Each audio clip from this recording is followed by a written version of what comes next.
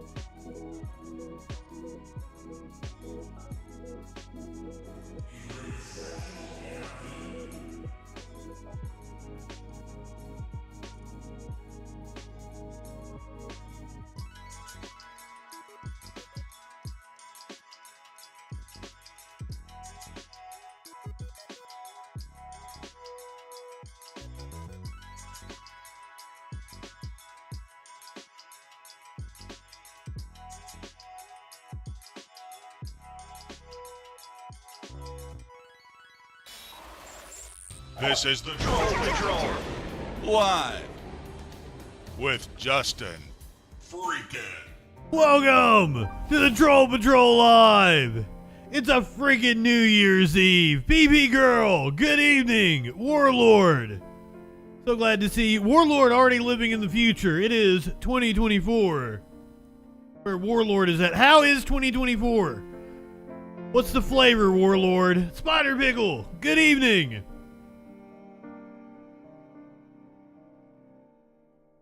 I will tell you we're going to get the Australian assessment of how 2024 has been so far here in just a few minutes.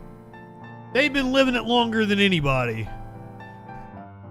Warlord said it's the year of Trump. I don't see how it's the year of Trump dominating the news as his multiple trials will go forward, as he wins the Republican nomination and then face plants in the general election. It is the year of Trump being humiliated. But we're not quite there yet. We are 4 hours away from the new year. We're going to do a little bit of news, then we're going to turn it over. I was hoping we would get to watch Dolly Parton and Miley Cyrus. That's who we did last year. That was on NBC, but apparently there is Sporty Ball tonight on NBC, so there is no Miley Cyrus and Dolly Parton. We are going to be watching ABC, and I think that is... Who's the dude that did TRL? Carson Daly. I think that's Carson Daly. UK got Rick Astley? God damn. You guys got Rick Astley for Glastonbury this year, too. Dance, Dustin, dance. Good evening. Happy New Year to everyone. Especially you, Warlord, since it is already 2024 where you are. Let me hit you with the meme of the day.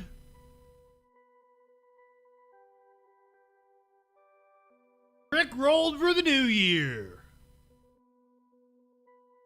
Now, we're not going to get any Dolly Parton hosting our Clinically, good evening, my friend. So glad to see you. Your friendly neighborhood news gimp is back. But I do have an announcement about the show moving forward and the schedule that we're going to be taking on. But we'll get to that here in just a couple of minutes. Let me get a little high. Let me run down what we've got to talk about, because I tried to keep it light tonight. We're going to be talking about the wildest political moments of the year. Charlie Kirk floats Tucker Carlson as Trump's pick for VP. Don Jr. says that the press secretary for a second Trump administration could very well be Alex Jones. And to be honest with you, that kind of entices me. Maybe I want to vote for Trump now. Seeing Alex Jones as the press secretary would be a sight to behold. Disgraced General Michael Flynn was set to be inducted into the Heritage Hall of Fame in Providence, Rhode Island. Not going forward after a huge backlash. A Pennsylvania conservative activist punched a teen during a party where she was apparently encouraging underage drinking. We're going to go over some new laws to take effect in the coming year. We're going to talk about how the U.S. avoided a recession this past year. A 3-year-old apparently opened the entire family's presents in the middle of the night. I don't know if this story is going to be a fun story or a horrific story. All I know is that the headline is that a nude woman jumped out of a car after being involved in a crash. Could be fun, could be tragic, it could go either way. No pre-watch Andy, so I don't know what happened.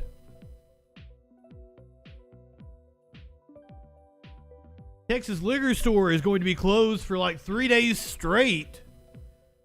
Weirdest possible time since everybody's out partying tonight. There's a story I missed while I was away. The chancellor, I don't even know what university it is now. I don't have that in my notes. a former university chancellor, now speaking out after being fired, having an OnlyFans. We're going to find out the 72 things that higher education declared racist in 2023. Dave Chappelle walked off stage during a show this past week. Dirty Dominic Mysterio is going to preview the WWE Day 1 event that's going on. He gave an interview with a local news station. So I thought it was going to be fun to listen to Dirty Dom talk about what the WWE is going to be doing tomorrow night. We're going to find out what Obama's favorite music was for 2023. Hopefully Dolly Parton is on that list because she is a gem. She granted a dying fan's wish for Christmas, and we have video footage of it. All that and a lot freaking more tonight on the Troll Patrol live. Snicks, good evening. Kelly, good evening. Libertad. So glad to see everyone. So glad to be back.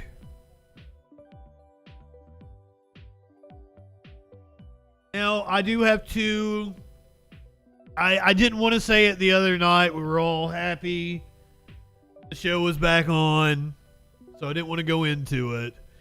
I am making a change here in the new year. We're going to be adhering to a new schedule that hopefully preserves my mental health and allows me to concentrate more on my business. The Troll Patrol has been Sunday through Thursday for most of its existence. Come on, Smokey. Or don't. Going forward, we are going to be Sunday and Thursday. We're going to be Sunday and Thursday. And we're going to also cover debates. I think we might have one more Republican debate, even though the primary is pretty much over. Snicks, 917-830-4359. Might help if I get the phone number, if I get the... Somebody's calling me on my cell phone right now. I don't think that's gonna work. Oh God, I'm not even signed into the account I need to be signed into. God damn it.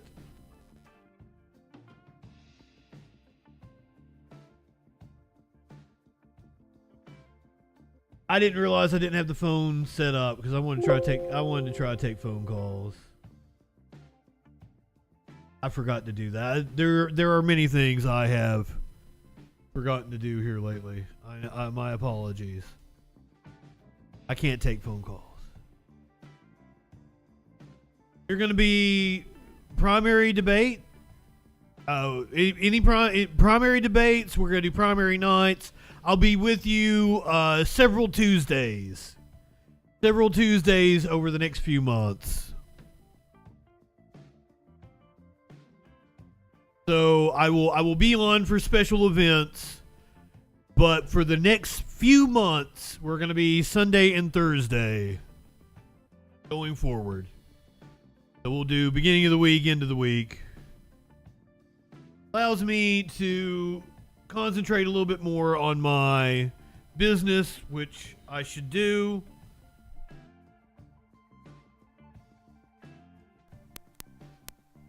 Pokey in my lap.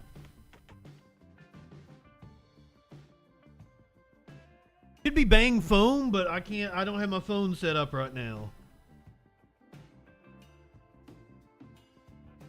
I would love to talk to you if you wanted to call in. Hop in the Discord chat. I can do Discord right now. But I didn't want to step away. One of the things that has really opened my eyes was even if I was to develop some sort of modest following, still probably couldn't sustain myself. 1 million views on TikTok. Working for a couple of big YouTubers, TikTokers, I've learned how little money they make.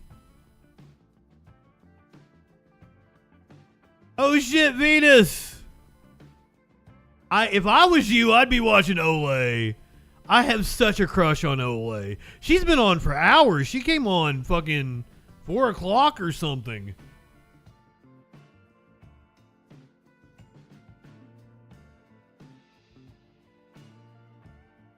Cause honestly, I have the biggest crush on Olay. I find her to be quite attractive.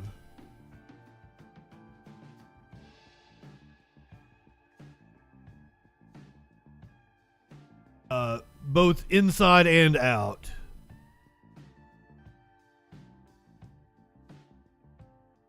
Any whore. We've got shit to talk about tonight. Tried to keep it a little light. Now I'm under pressure. Venus coming in here putting the pressure on me. Better be a good show. Let's check in with some Australians. See what they have to say about 2024 thus far. Still pretty shit, warns Australians.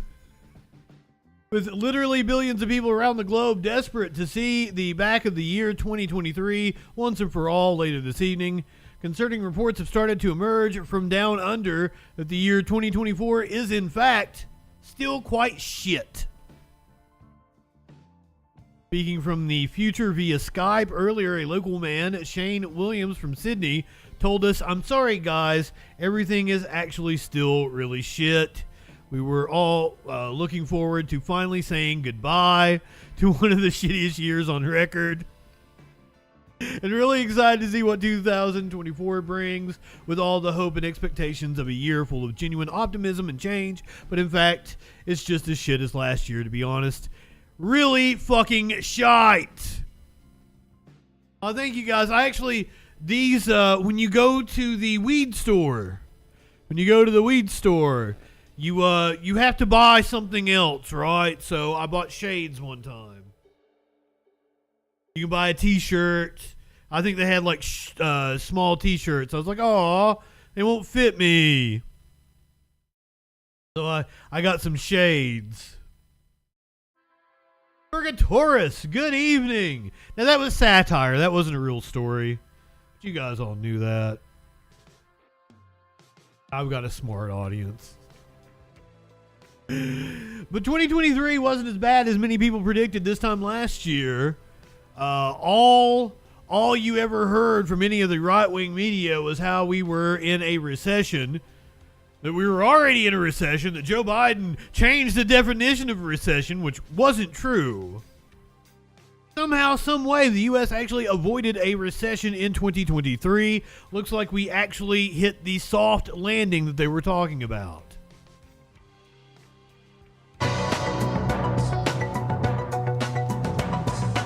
The U.S. economy is closing 2023 on a high note.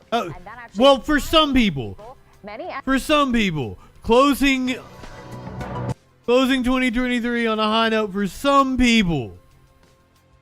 The stock market hit yet another record high on Thursday. The U.S. economy is closing 2023 on a high note. And that actually surprised a lot of people. Many experts predicted the U.S. would fall into a recession this year, mostly driven by the Federal Reserve's interest rate hikes. The Fed raised rates 4 times this year. It's now pausing those hikes and may start lowering rates as soon as next year. Headline inflation started around 6.5% at the beginning of this year and fell to roughly 3%. Meanwhile, the unemployment rate remained below pre-pandemic levels at 3.7%, and the latest GDP data shows the economy grew roughly 5% annually in the third quarter. CBS News 5.2% GDP joins us now to discuss all of this. I mean, we're in a fucking second Gilded Age, right? It's stratification. Us poor people aren't seeing the effects of a booming economy, but for your upper middle, your upper class, your fucking business class, and your CEO class, they're doing quite well. 2023 was gangbusters for them. Meanwhile, child poverty up, 140 something percent, homelessness up like 40% across the board. Who would have thunk it? Jolene, let's start with this. The U.S. seemed to avoid a recession this year, potentially nearing that soft landing. Why did so many economists get this wrong?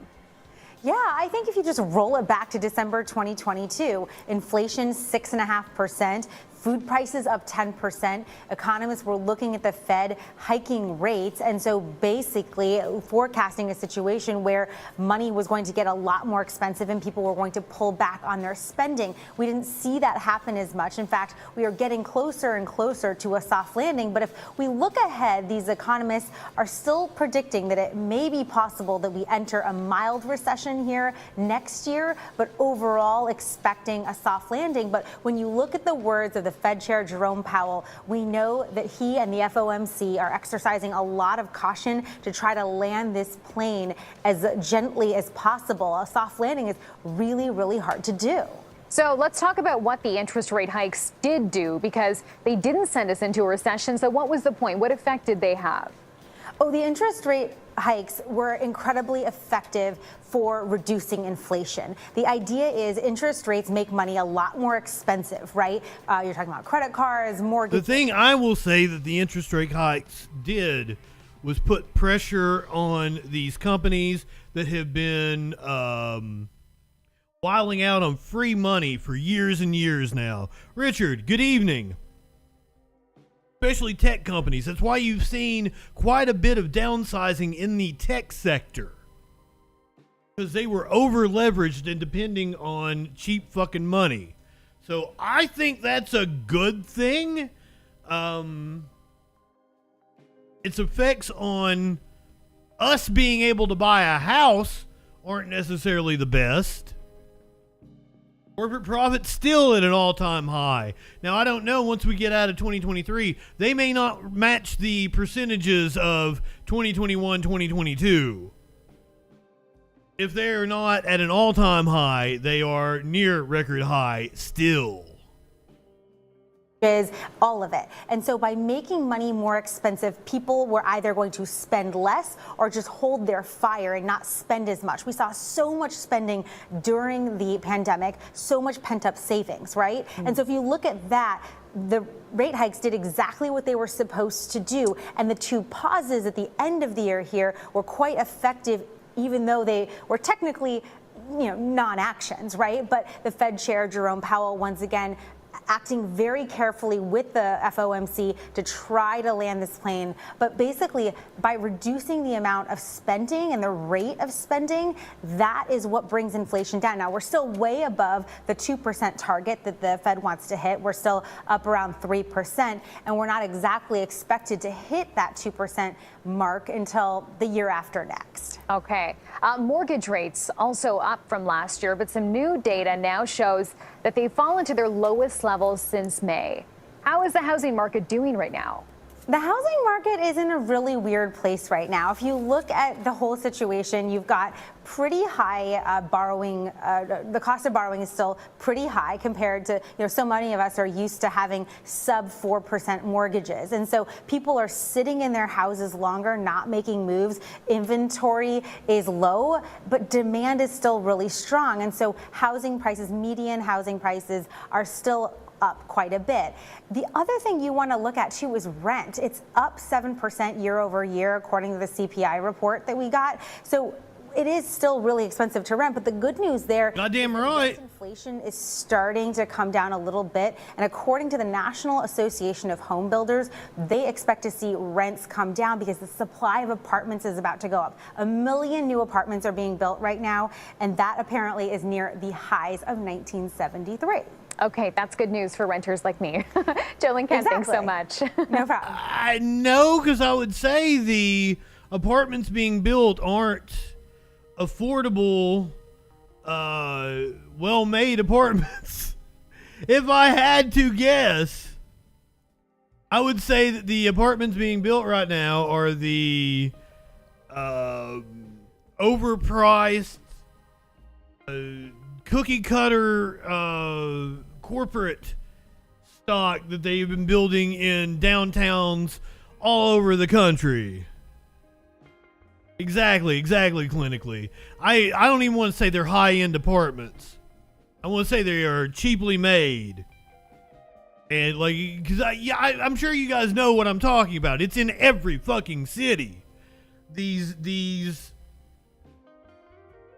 brown stucco looking fucking apartment buildings, or maybe they're gray, that are way overpriced. They're like $1,700, but they'll be right downtown. They'll be near a medical facility, or they'll be near your colleges.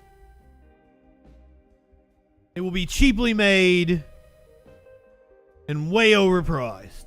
Will do nothing to help our housing crisis in this country.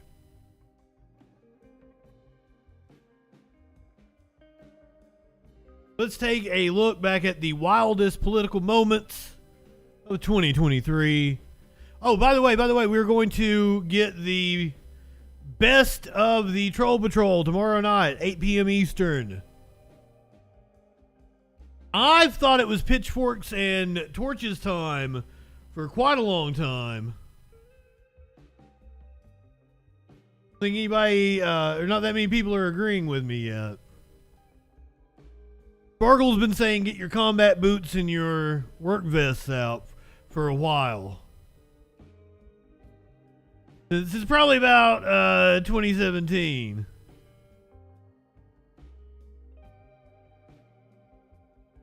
I'm having a weird time with YouTube here. It's not wanting to cooperate with me.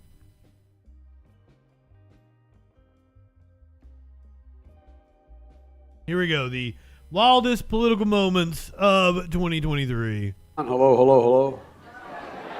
Hello, no ho, okay. Game of Thrones without dragons. I don't watch Game of Thrones. In the Ice Age, how much taxes did people pay? Richard Nixon, Purgatorus. had problems. You could experience everything from a plane crashing into our trade center to a person who's celebrating a new business. The dark side is very powerful in Biden. That's a banana republic without the banana. We're gonna throw out every single Bud Light we've got in the fridge. Here's my good buddy. I haven't got the chance to say it in a while, but if you are new here, you might not know that my Christmas wish this year was to be able to piss in Dan Crenshaw's open eye hole. Give me that eye pussy, sir. That was his little Bud Light boycott that now Kid Rock has backed away from. Banana republic without the banana. We're gonna throw out every single Bud Light we've got in the fridge. Icy? Yeah, that's probably a lot of sugar, huh? Good to see you. These mushrooms had. He's criticizing a kid for having an icy? Jesus. But if I remember correctly, didn't Dan Crenshaw, I may have the wrong dumb fuck right winger, but I think Dan Crenshaw threw out all his Budweiser, but was still drinking a beer that was made by Anheuser-Busch.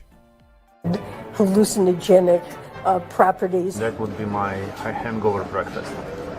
Well, that never happened to me. Jack Smith going to Subway is a message to Donald Trump. But we got to get back to the Trump chase here. I'm being indicted for you. Thanks a lot. Jesus was arrested. His gaggle of crackpot lawyers. I say sometimes to a lawyer, are you sure you want to represent me? His weight is listed 215. He looks good, and he looks hard. Fox News He looks hard! to make that PR problem go away. Ilya Calderon, Univision. No one's Guatemalan housekeeper has ever yelled at me. Gay nutcracker and black disabled Santa has gone way too far. I hear woke.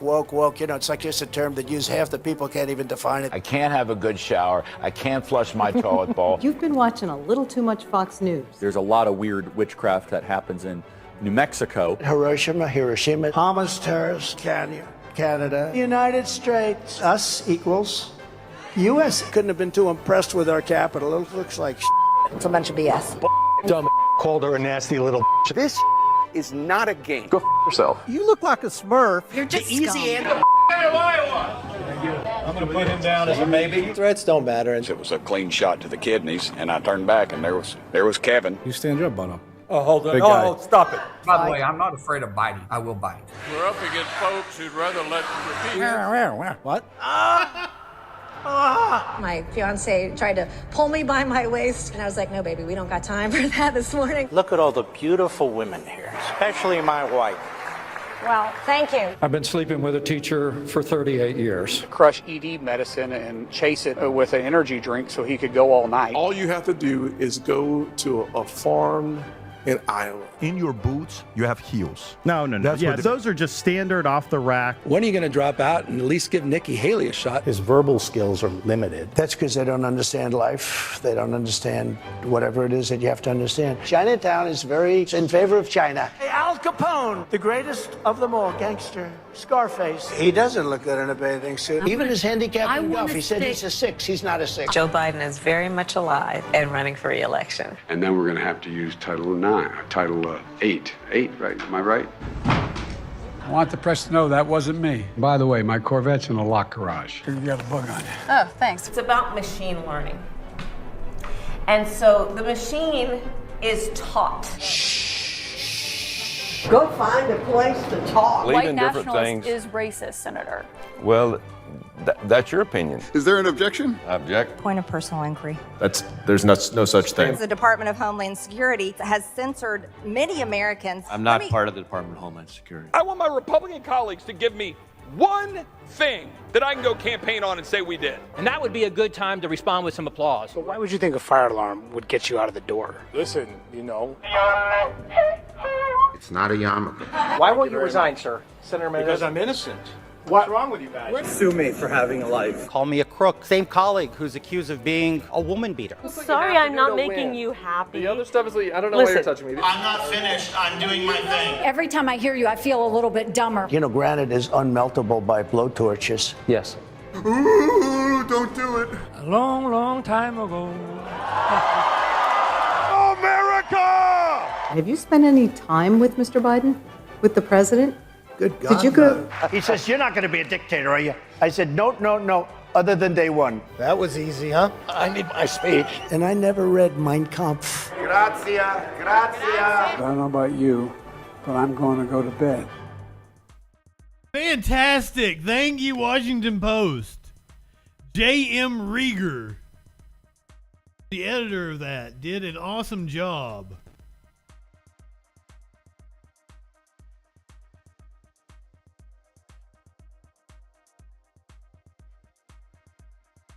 Now, almost all of that we've covered here on the Troll Patrol, but there are a few clips that I had not seen.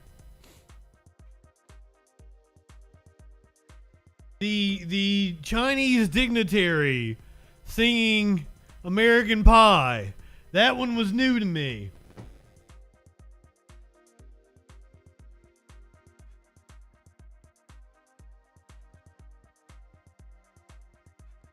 Fantastic job, Washington Post. Good job. I've never read Mein Kampf. I believe that. I believe that he's never read Mein Kampf because I believe he doesn't know how to read. I did not see Senator Kennedy, well, at least this clip of Senator Kennedy, which would have made my list. I can't wait to have your cock in my mouth. I'm going to give you the blowjob of your life. Then I want you inside of me. They certainly had Senator Kennedy on there.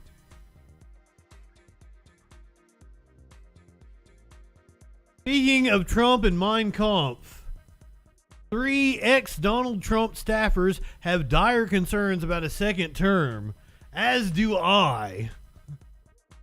Completely shut to voting for Donald Trump, and the only reason that I will not endorse a candidate right now is because I still am hopeful that Donald Trump does not end up being the nominee next year. I think our country will be in a much better place overall, not just for myself, but the ticket and the future of our country will be. But what I will say too, though, is I think everybody should vote for Joe Biden if they want our democracy to survive. As Cassidy Hutchinson, a former Trump staffer in the White House, 3 former Donald Trump staffers issued their concerns on Sunday about a possible second Trump term.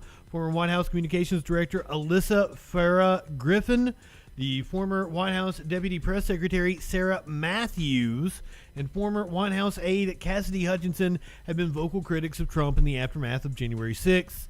Both Matthews and Hutchinson testified before the House January 6th committee last year, which investigated the attacks, as they recalled the events of that day. Matthews resigned within hours of the Capitol attack, while Griffin and Hutchinson left their positions in 2020. Meanwhile, the former president was indicted on 4 counts in August, accused of attempting to overturn the results of his 2020 election loss. By the way, prosecutor Jack Smith has called for the Supreme Court in a motion to deny Trump's attempt to throw out his election subversion charge.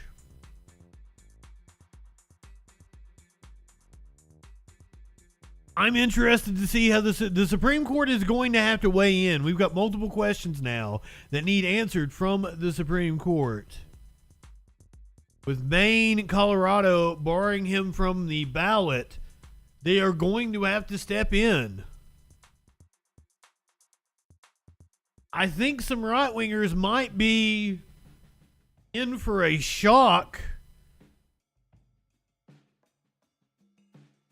But also, I don't know how the court will rule. It's unpredictable at this point.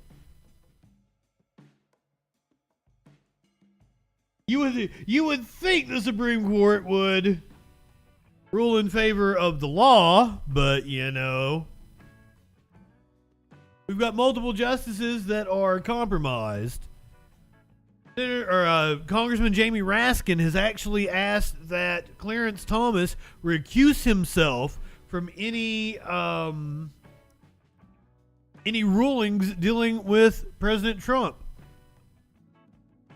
I agree, but whether he will or not.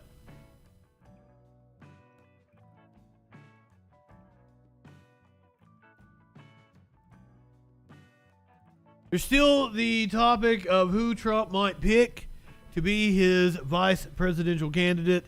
Charlie Kirk is out here floating the name Tucker Carlson. We're going through the vice presidential stuff. I'll get to other ones, don't worry, because the list here from the Messenger, they list it. But I want to finish my Tucker argument because I think it's important. We put together these 21 points. And I just want to, number 11, it's been a rough time for patriots since Biden won. This would be a huge morale boost. It would be a shot in the arm, wouldn't it? VP candidate Tucker would galvanize the MAGA movement to go into overdrive heading into November 2024. You would have tens of thousands of new activists. It would be this just infusion of passion. Politically taking the accelerationist route. Now, God forbid that we fall short in 2024. Tucker would keep the movement alive. Remember, the elite class is trying to kill off this movement. They think once Trump is out of the way, they can walk over us. Tucker as vice president upsets their plans. 13, it's always good to game things out from a Democrat perspective. If I'm a Democrat strategist, I would be very concerned with Tucker as vice president, which reinforces why this is a good idea. Tucker secures our movement going forward regardless of the 2024 outcome. 14, Tucker definitely is not seeking this job. I'll say it again. It makes him even more likable. Reluctant leaders like George Washington can have the greatest impact on history. There's a man by the name of Cincinnatus. In fact, George Washington was a member of the Order of Cincinnatus. Cincinnatus left his plow, fought the war, and went back to his farm. He did what was needed of him because he believed in duty. 15, Tucker appears to be well known overseas. Unlike DeSantis's disastrous overseas trips, crowds in Spain came out recently by the thousands to see Tucker. He's supportive of other nationalists in Hungary and Argentina.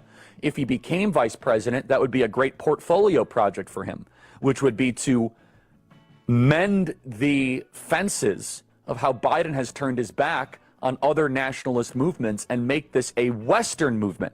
Tucker would be amazing at it. While Donald Trump is fixing the border and Donald Trump is rebuilding the American economy, go send Tucker Carlson on a speaking tour in Western Europe to make this populist nationalist movement continue. Who else could do that? Number 16, this is just selfish. I would love to see Tucker debate Kamala Harris. I'm sorry, I just would. I would love to Kamala Tucker in a debate against that. By the way, we have to play this. Kamala Harris, if you can, imagine Tucker Carlson. Is he doing that on purpose? Play cut 37. You know, every election cycle we talk about this is the most election of our lifetime. Lawrence, this one is. This one is. We are literally talking about people who are attempting to divide our country. Maddening. In the most crude, frankly, and profound way. Oh, don't wait, though. Don't wait. The next story is even more maddening. You think this is bad? Just wait until the next video I play you. We are talking about those who are intent and purposeful to attack fundamental freedoms, be it the freedom to make a decision about your own body, the freedom to love who you love openly and with pride, the freedom to be free from fear of violence and hate, the freedom to just be, the freedom to just be. What's wrong with what she said? Cue the Tucker Carlson laugh at that point in the vice presidential debate. Number 17, we said this yesterday, and we'll say it repeatedly. The narrative is being set for the assassination of Donald Trump. We said the three biggest threats to the deep state are Trump, Elon, Tucker. Trump, Elon, Tucker. In my opinion, Tucker as vice president actually decreases the risk of assassination by the administrative state. From an optics narrative Overton window point of view, there's no way the deep state tries to assassinate both Trump and Tucker. It would wake up too many normie, low information voters. It's too high risk. If you want to play offense against the deep state, put somebody that they hate almost as much as Donald Trump. 18, Tucker understands that we are in the midst of a spiritual war. He understands the World Economic Forum, the World Health Organization, the Great Reset. Many of these other vice presidential candidates that I'm about to tell you about that Trump is considering, according to the messenger.com in a well-researched piece, they don't understand the global game. They're there to just be somebody. They haven't thought deeply about what is happening. Number 19, the America First movement will continue. I mentioned this, but also they could divide and conquer, and Tucker can explain the MAGA agenda throughout the presidency. Now, look, you might want to say, what are the negatives? The only negatives I can think of is that if Tucker were to be vice president, they would try to pin him to talk extensively about issues that might not be primary doctrine political issues. For example, Tucker's opinion on JFK, which I believe the intel agencies killed JFK, or UFOs, or whatever. That might be the only negative. But I'm curious, and in the break, I want to hear from you, freedom@charliekirk.com. Would any of you not vote for the Trump-Tucker? He has been cheerleading for Trump. He's like, that was his New Year's message in the Discord. That was like the first thing he said when he came in here. I called it the year of Trump. Oh, Jesus Christ. So what would you guys think if Tucker Carlson was the vice president of the United States? And then on top of Tucker being the vice president,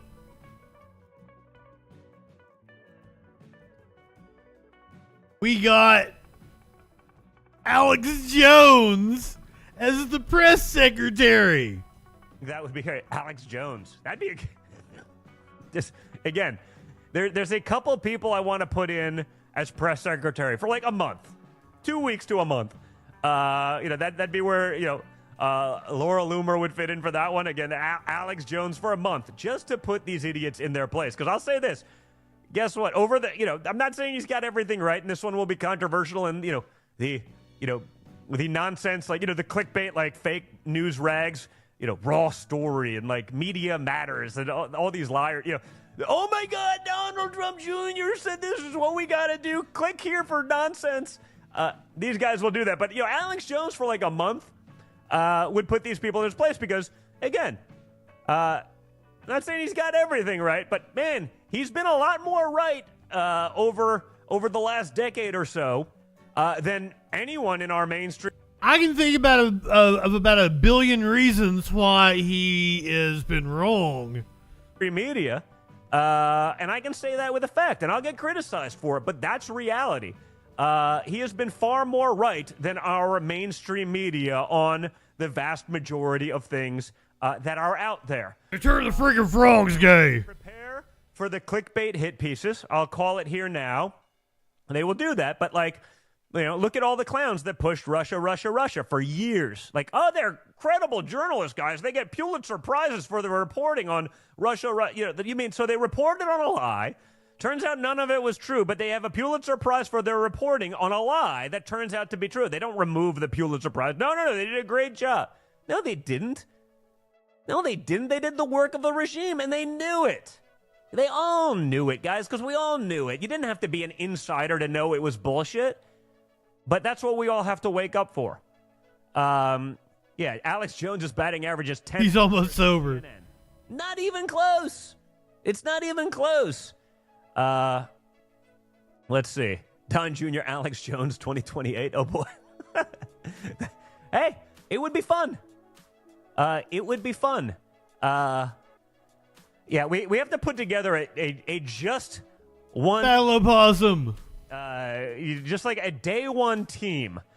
Just to piss these people off. It's funny. Like, the amount of, earned media. They think it's a hit piece. Don Jr. jokingly said that Laura Loomer should be press secretary for a couple of weeks. Like, I'm not even joking. I'm actually serious. I know you are. Right? But, for a week, we got to get the all-star roster. Okay? I want you guys to start participating in this one, okay? Laura Loomer and Alex Jones are who Don Jr. considers an all-star roster.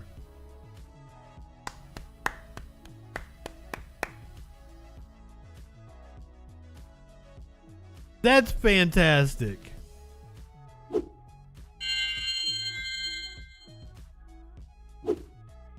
Do you guys want to see Tucker Carlson as the vice president? You want to see Alex Jones as the press secretary? Oh, from the guy who wants to be king here in the U.S. to Denmark's queen announcing that she is advocating the throne. I said it right! God damn it! You guys have no clue. I tried to say it 15 times before the stream.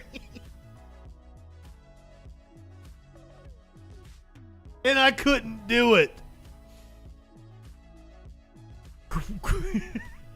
Queen Marguerite II is announcing that she will advocate the throne.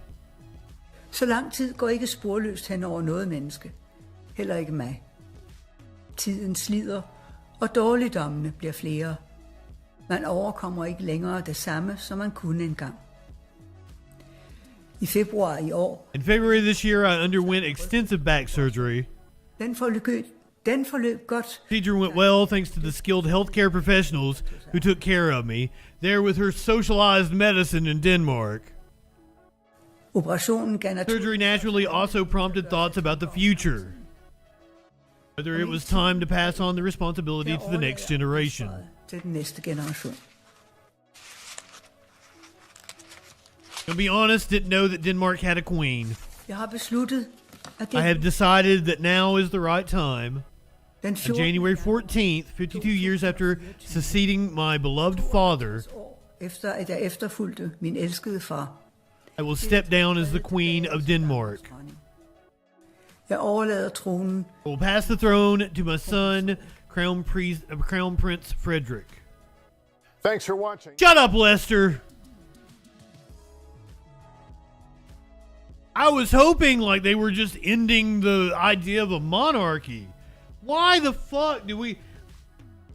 I personally believe that anyone that considers themselves royalty, a king, a prince, blah, blah, blah, we should, how do I put this? Bring out the boards. Yes, clinically, yes.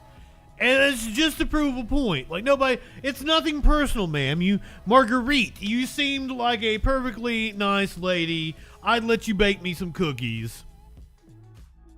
But we on principle. We need to launch you into the sun. That way, nobody thinks they can do that shit ever again, you know? That's a Dukes and Lords to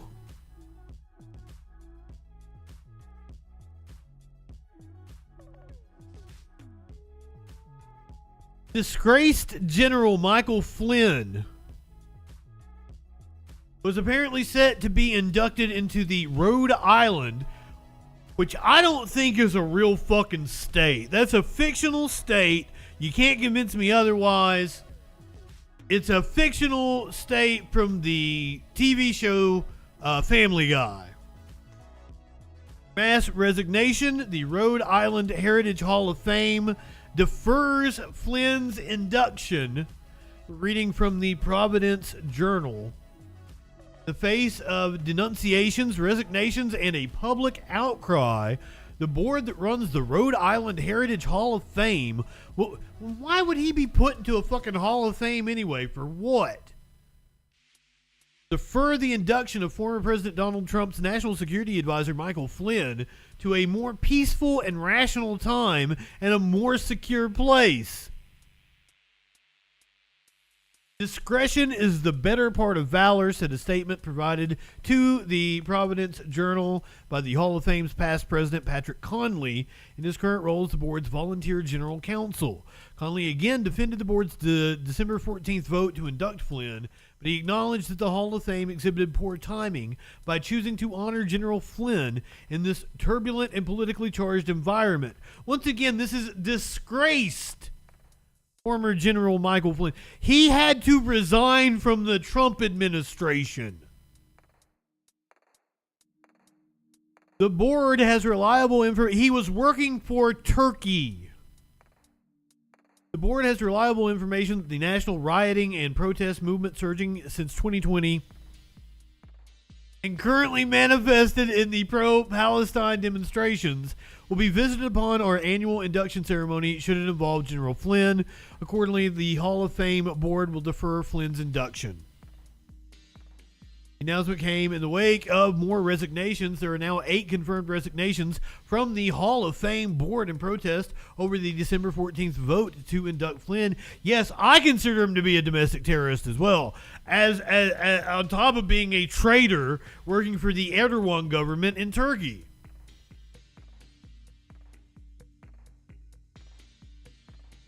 Flynn was pardoned by then-President Donald Trump after pleading guilty to lying to the FBI about his contacts with Russia during the transition period before Trump's 2017 inauguration. That part of Flynn's history and more led to 2 more resignations this week, in addition to the 6 who resigned within 24 hours of the December 14th vote to formally induct Flynn at a ceremony this spring into the Rhode Island Heritage Hall of Fame. Past inductees run the gamut from Samuel Slater, an industrialist known as the father of the American Industrial Revolution, well, fuck that guy, to former House Speaker John Harwood, a current member of the Hall of Fame board, to the late Vincent A. Buddy Kanonke, Providence's infamous rogue mayor. Journal columnist Mike Patinkin, and even Conley's wife, Gail Cahalan Conley. Sounds like a bunch of ass wipes to me. I think this Conley dude needs a titty slap. A titty slap! Give me those titties, Come on huh? now.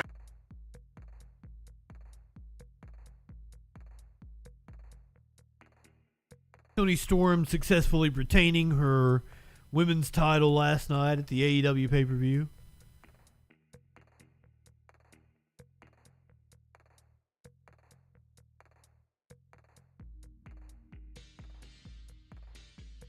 A conservative activist,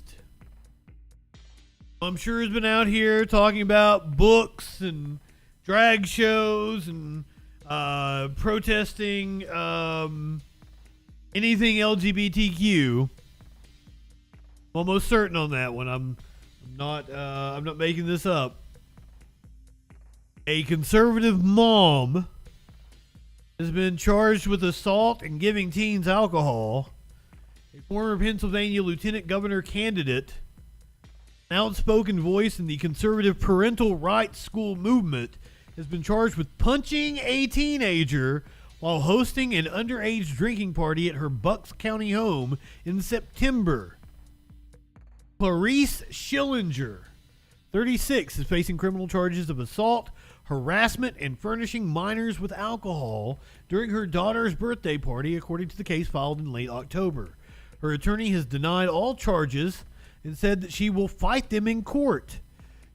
Schillinger made an unsuccessful run for lieutenant governor as a Republican last year and has played an instrumental role in a political action committee that has poured more than $800,000 into Pennsylvania school district races since 2021. The PAC is focused on supporting school board candidates who opposed COVID-19 lockdowns and argue left-wing ideologies are invading the education system. Up yours, woke moralists. We'll see who cancels who. In the recent criminal case, Schillinger is accused of punching a partygoer several times in the face during a series of alleged outbursts by drunken adults at her home in Liz Circle in Doylestown. The documents state that during the event, which started September 29th and went past midnight, Schillinger's then boyfriend allegedly grabbed a 16-year-old by the neck for intervening in a fight between a couple and hit a 15-year-old in the face during an argument over football. According to the allegations in court papers, her intoxicated mother also punched the older teen in the eye and chased him around the kitchen island. Police said they had cell phone recordings of some of these reported events. To escape the unruly adults, several minors started making their way out of the home, even as Schillinger ordered them to stay. Cell phone footage showed that as the teens gathered in the foyer, Schillinger lunged towards one partygoer before others began restraining her. That individual told police Schillinger struck him 3 times with a closed fist, but that he wasn't injured. Schillinger had been throwing a 17th birthday party for her daughter that night, hosting about 20 teens in her basement, where there was a bar stocked with New Amsterdam vodka, Malibu Bay Breeze rum. Well, that was all. It wasn't a well-stocked bar, just a couple of options. Rum and vodka. I don't think I'd be giving kids rum, but then again, I don't enjoy rum.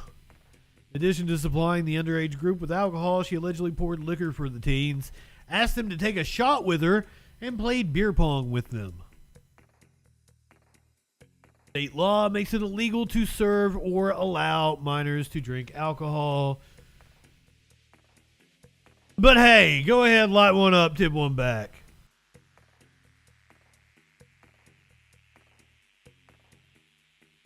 The hosting the party is probably cool of her, you know. I'm a firm believer kids are going to go out and get their hands on substances. If you can go to a cool mom's house where they're not out and about, not driving, that's a good thing. Now, you probably shouldn't have punched a kid in the face multiple times, though. Fair enough, clinically. I don't like kids either. I wouldn't give them alcohol.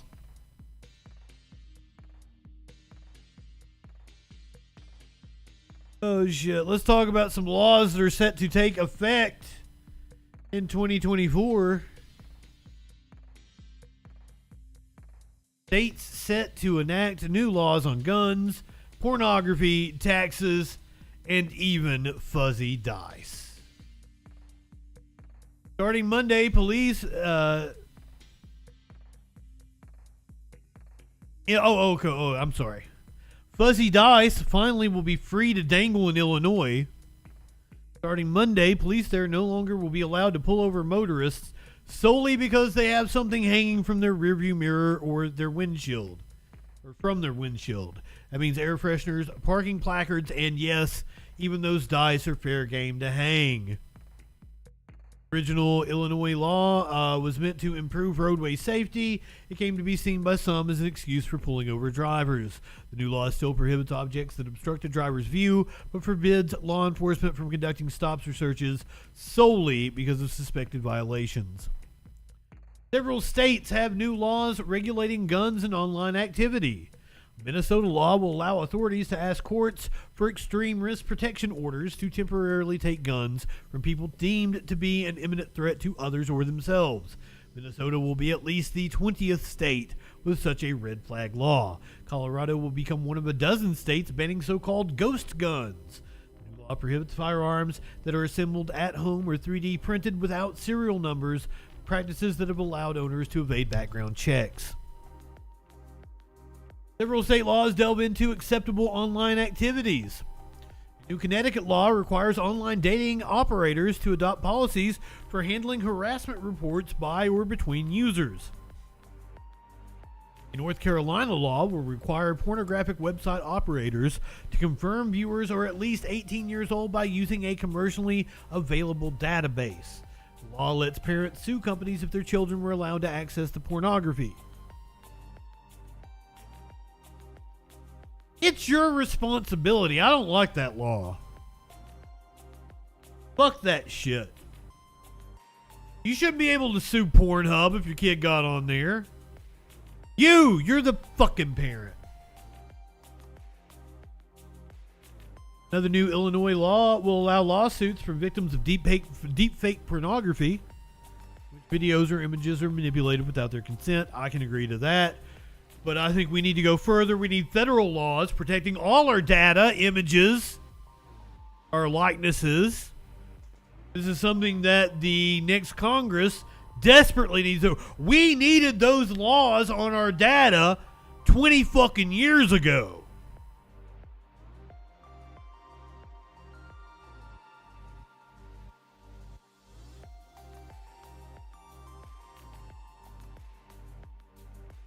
I do not have hope that this Congress is going to act on that issue. Well, especially not this Congress in 2024 while it's still controlled by Republicans. Maybe after the election next year. But I still have my doubts. Over the past few years, there's been a major push by conservatives to restrict access to gender-affirming treatments for transgender minors. Bans are on the books in 22 states, including some where judges have paused enforcement as they consider challenges to the policies. Mitochondria, good evening. New bans on access for minors to puberty blockers, hormone therapy, and surgery, which is rare, are scheduled to take effect on January the 1st in Idaho, Louisiana, and West Virginia. The West Virginia law contains an exception.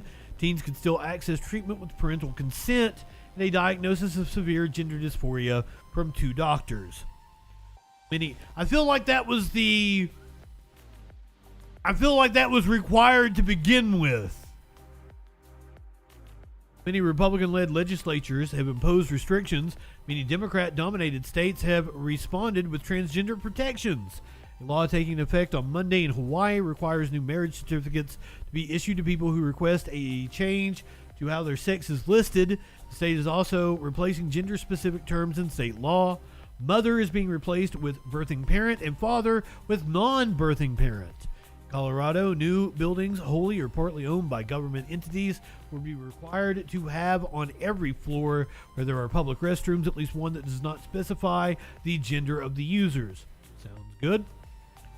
Conservative push on LGBTQ plus policies also has come with efforts to keep certain books out of schools or public libraries. The Indiana law, taking effect, makes it easier for parents and others to challenge books in school libraries. By contrast, a new Illinois law would block state funding for public libraries that ban or restrict books. Tell the 2 states.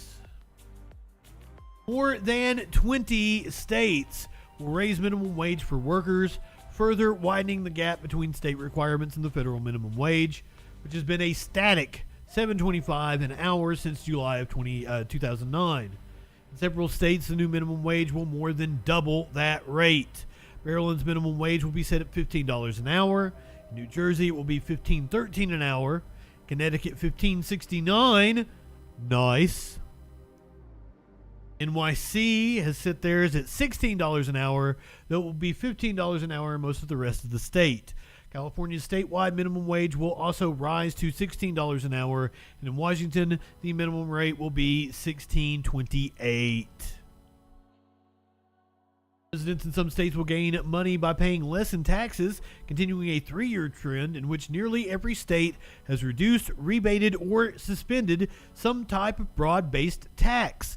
In Kansas, the sale tax on groceries will drop from 4% to 2% in its next step toward eventual elimination, producing a savings of $208 annually for a family spending an average of $200 weekly on groceries. About 1 million tax filers are expected to benefit from Connecticut's first income tax rate reduction since the mid-1990s. Lower income workers and retirees also stand to benefit from expanded tax breaks. Missouri will reduce its income tax rate while expanding tax exemptions for Social Security benefits and military training pay. Businesses will be able to claim tax credits for hiring interns or apprentices. Alabama will exempt overtime pay from the state's income tax, though that lasts only until June of 2025, unless renewed by lawmakers. Overtime should always be exempt. Overtime should always be exempt.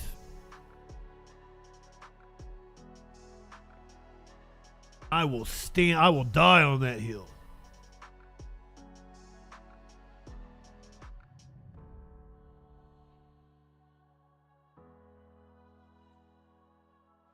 Hope everyone had a very Merry Christmas. DJ Dub, Happy New Year, my friend.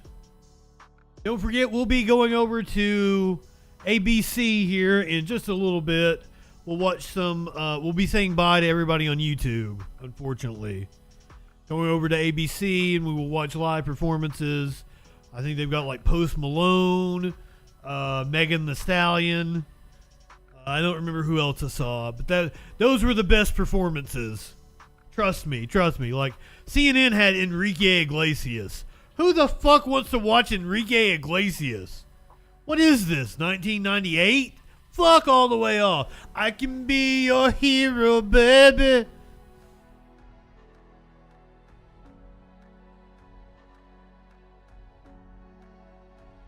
Much more into Post Malone and Megan Thee Stallion.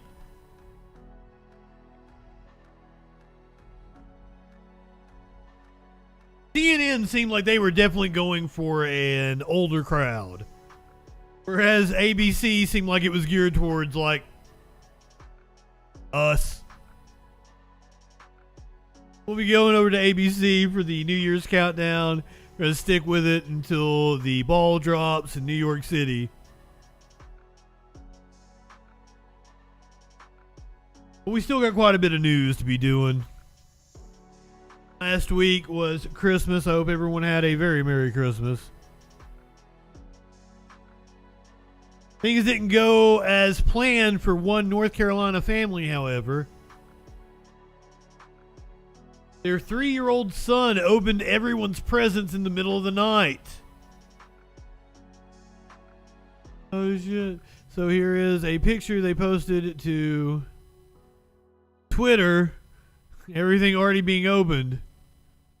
Came down at 3 a.m. and unwrapped everyone's presents. He couldn't wait. He couldn't wait for Christmas. Do we have a video? Jesus! I know what's going on over here. Fuck their Christmas. And that was when we went downstairs and my wife discovered that every gift had been opened. When Scott and Katie Rankin woke up Christmas morning, it wasn't the way they expected. Their 3-year-old son decided to get an early look at what Santa brought, opening every Christmas gift under the tree. He found the gift he was looking for, which were like some Spider-Man web shooters, and he came back upstairs and woke my wife up with the request for scissors, which is a relatively terrifying thing to hear as a parent. Scott posted the aftermath of the night's events on X, formerly known as Twitter. The post now has over 6 million views and prompted others to share their own Christmas horror stories of their kids doing the same. The family has 2 other kids, ages 6 and 1. Scott says he wasn't surprised his 3-year-old would do something like this. He calls it pure chaos. I think it just was in both of their heads, like something exciting is happening. And he does wake up a lot in the middle of the night. So as soon as he woke up, I think he thought, well, let's go check again. And I mean, at least he waited until Christmas. It was Christmas morning. That's what you're supposed to do. sure enough, he found a treasure waiting for him. The family didn't have any extra wrapping paper, but they made it work. So she basically had to take everything he had ripped to shreds, salvage it, and somehow rewrap. She just rewrapped the 6-year-old's gifts, but it was enough to kind of like take care of business. Scott says going viral on social media is fun and makes this a Christmas they'll never forget. It started early, started reading at 1 year, 9 months. My name is Chandler. Oh yeah, I almost put this story on the list. This is apparently like the smartest kid possibly in the world. I didn't put it on the list, but let's watch this anyway, because smartest kid maybe in the world. Started reading at 1 year, 9 months. My name is Chandler, and I am 6 years old. Are you sick? Let me check. We'll be on Kick and D Live once we leave YouTube. I can't if we're gonna be listening to popular music, even though I'm probably gonna be watching ABC on YouTube. Unfortunately, I will get copyright takedowns. I have to leave YouTube when we go to ABC. But this kid, apparently, that's possible clinically, man. That is an argument I've made many times. You know, the cure for cancer has probably died many times over in the minds of some poor kid somewhere working as slave labor in India.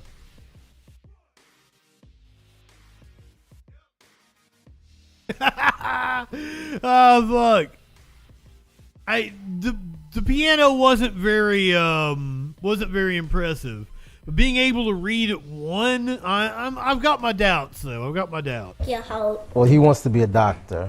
A medical doctor, because I want to help people when they are sick. My son was able to join Mensa, which is a society for people with high IQs. You have to be in the top 2% worldwide. He joins a special fraternity of people who are essentially geniuses. He was in pre-kindergarten but finished on a 2nd grade reading level, a 2nd grade math level. And so now he's at the Amani school and he's in 1st grade, but he should be in kindergarten. 13 times 6 equals 78. Good job, Chandler. Fine. Is that right? I don't know. I'm not very good at math. But then you take my 75% chance of winning and then add 66 and 2/3. I can't fact check him on that one. 41 and 2/3 chance of winning. 14 times 14, 196. I don't think that's right. Oh yeah, I know. Up to my 15 timetables, I could do 22. 2, 10 to 25. Just working on the socialization factor. He ain't even playing chords. The next piece, he's in a great environment where his teachers, his peers all support him. Just seeing how we can take this and increase literacy and math rates in our community and for him to continue to succeed in life. Yeah, I mean, like, you can measure a child's success in school by the zip code. So having an amount of affluence definitely plays a role into how your child exhibits their intelligence. Because everyone's intelligent, just not in the same way.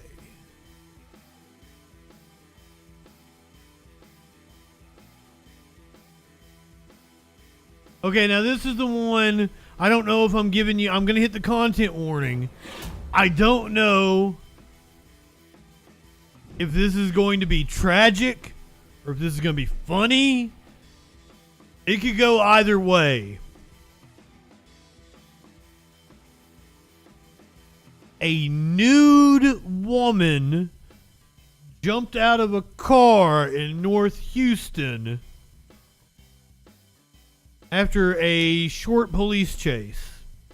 Man accused of driving the wrong way while trying to get away from police is in custody. We saw police try to spin that car out, but he just kept going, blowing through intersections, hitting 2 cars along the way. The chase coming to an end on Kirkendall near Ella Boulevard in North Houston. Then the story takes a turn after a tow truck driver looks inside the vehicle. Matt Doherty joining us live tonight. Matt, what did he find?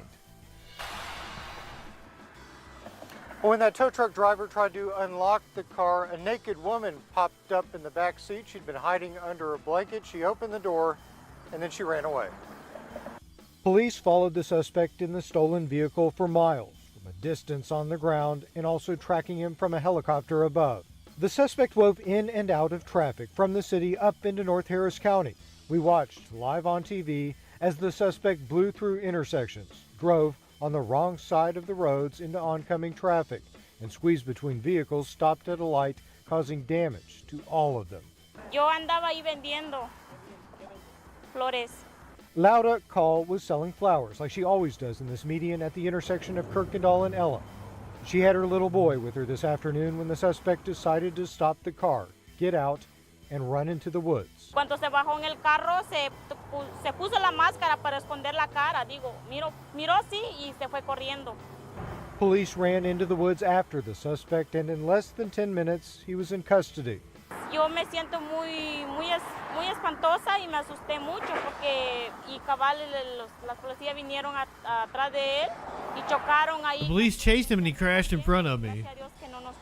Said she was scared. The driver is now facing felony evading arrest charges and possibly more charges to come. My apologies for not translating for anybody that was just listening to the audio. Sometimes I forget. They didn't give us they didn't call her a suspect, and they also didn't call her a victim. They left it very ambiguous with this.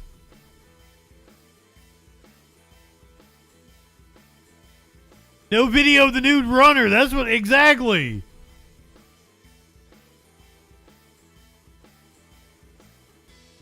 Especially when you're running from cops. We know cops aren't in very good shape. Now, police were eventually able to speak with that naked woman. They say that she will not be facing charges and she was never in custody. Back to you. What? Chase. Go ahead, I'm sorry. I was going to say, what a change of events there. Yeah, chase with a lot of turns. But was she involved with the suspect? Were they joyriding? Because when she faced charges, was she kidnapped? What?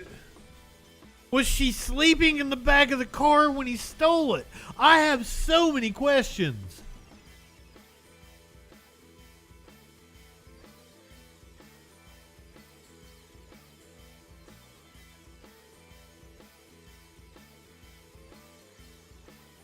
Also, I didn't know they did those DVD thing. I thought streaming put all these out of business.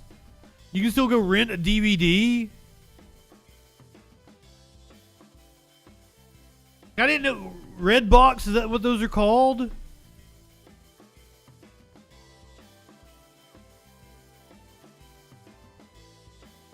So many questions. Redbox still exists. Just amazing to me.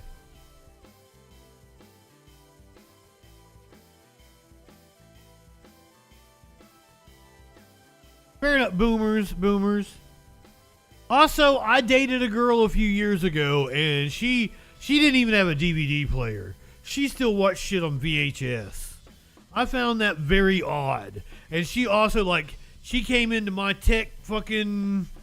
my bat cave with all my fucking screens and shit, and it flipped her out.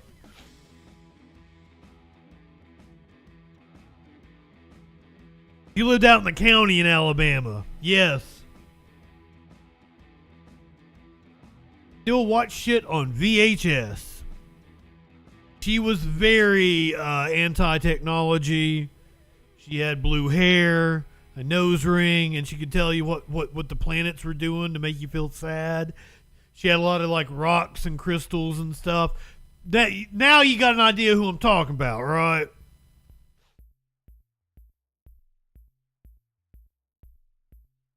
I've got 4 clinically. Well, technically one's the TV, but it serves as my 4th monitor.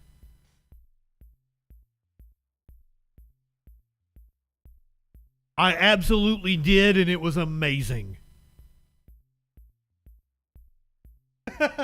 She is still, to this day, like, I have dreams about her. Oh my God. I was so attracted to her.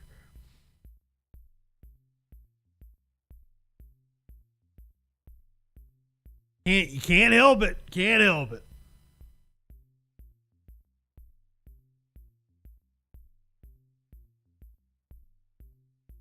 I just like, there was a meme that went around, was like, can somebody with blue hair and a nose ring tell me what planets are making me sad? And I saw somebody share it, and I tagged her. I was like, hey, can you tell my friend what planet's making her sad? Fucking could. Did it, like, right there. Like, well, Venus is in Gatorade, yada yada. Socks just went running.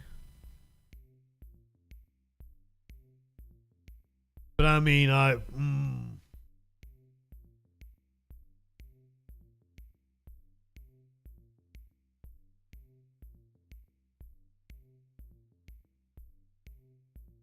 don't know what any of that means. I had to stop seeing her because I think she had some sort of rape fetish. And she always told me, no, no, no, and then kept,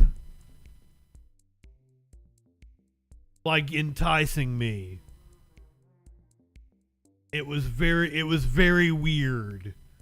And I like it, like, if you've got, so, like, I'm not gonna cross any boundaries. The first night she stayed the night with me, and we go and lay down, and, like, because we've been, like, making out and drinking and shit all night. So, like, you know, I start, like, rubbing up on her and everything, and she's like, we're not having sex. And I'm like, okay. And, like, I kiss her on the cheek and can, like, just roll over. And then she was like, huh. And, like, grabbed my hand, put it on her titty, was like, don't come in me. And I'm like, what the fuck, woman?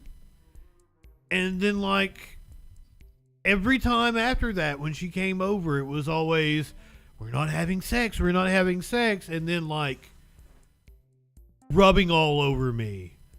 And then would be like, no, no, no, no, no, no. And I'm like, I don't violate people's boundaries. Like, that's the best idea that Yeah, pee-pee girl. Which this I've probably encountered this twice. Made me super uncomfortable. And yes, she told me to stick it in her butt.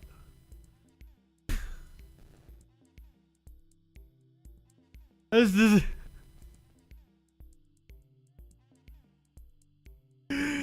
second time she came over, I was like, but I really want to come in your pussy. I didn't do that last time. And she's like, where did you come? I was like, in your ass. And she's like, oh yeah, we'd been drinking. That's usual.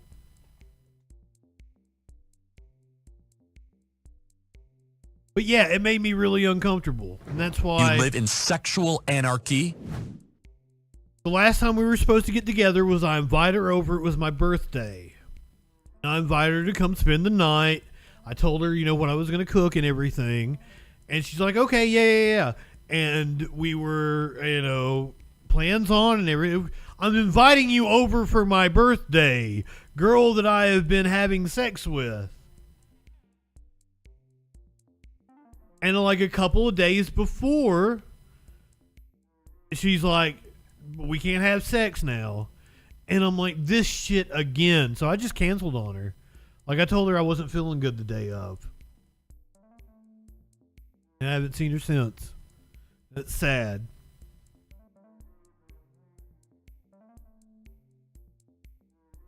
First time I met her, she had a husband, or maybe not a husband, but she was seeing a guy, like he lived with her and shit. He was really cool. I met him eventually. He did not know that I had fucked his girlfriend.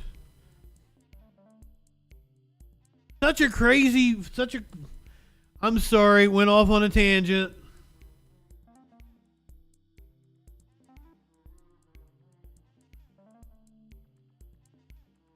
But like, two times I've encountered like girls that I feel like they must have a rape fantasy, because that's the only way I can explain their behavior. Because they absolutely were like waving me in airport flights, like, come get it.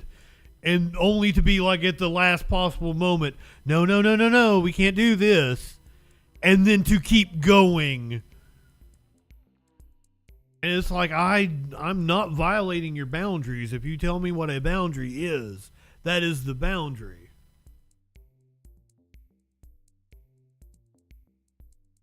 You got some kind of a rape fetish or something, that's something you need to like talk about beforehand and role play out.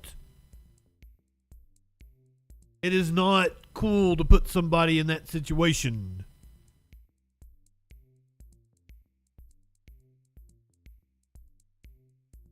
I mean, it's not my thing, but I'm a lover. I don't like rough anything.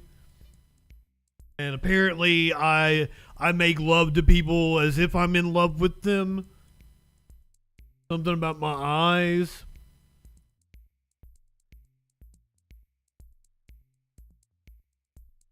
I've had people sleep in my bed and not have sex. That's a thing that happens.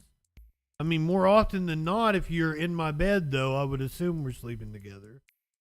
Just seems to be the course of action. Yeah, it made me super uncomfortable, and that's why I never saw her again. And I was so attracted to her. I mean, so attracted to her. And she had a lot of like trauma too. Like, she had been a prison guard for 5 or 6, 7 years or something. And like she showed me a picture. She looked completely different. And like she couldn't stand the inhumanity, and she quit, and she became a massage therapist, and she got very, very spiritual.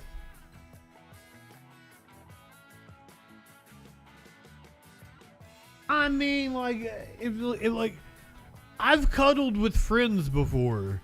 That's a thing that can happen without, sexual intercourse. You can cuddle with your friends. I don't know. I don't know.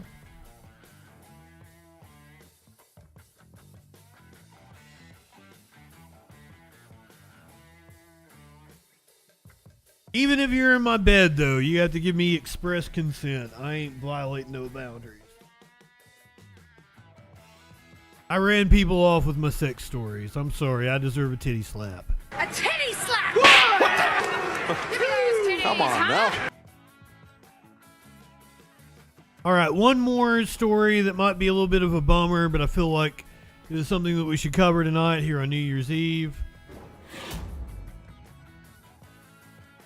A family is pleading with the public to drive sober. Drive sober. This is one of the most dangerous nights for DUIs. I believe Uber is actually free tonight. I believe you can get a free Uber, which is, evil corporation, but cool on them for doing that. The sad fact that the holiday season typically sees a rise in drinking and driving, and that can lead to totally preventable tragedies that leave families reeling. Tonight, one family hopes that their pain can make a difference by convincing others not to get behind the wheel after drinking. ABC 10's Garsh Balsanga explains the steps that this Sacramento family is taking to create change. Creating change with each step. a sign, Drunk driving is a choice. a support network. Drunk driving is a choice that breaks families apart.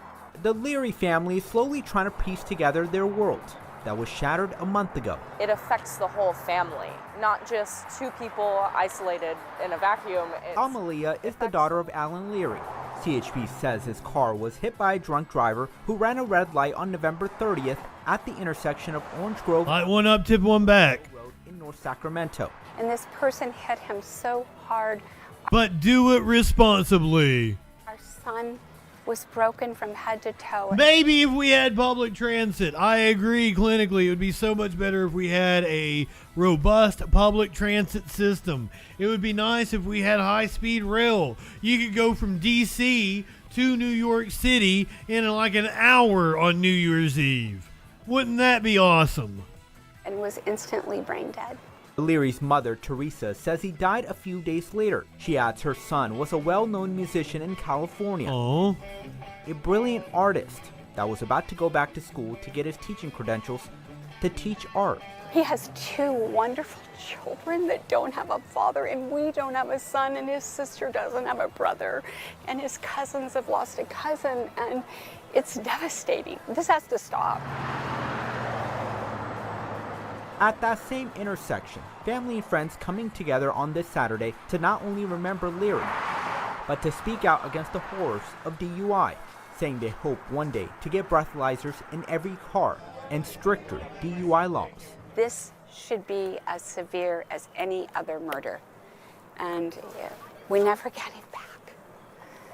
Is it not? Get him back.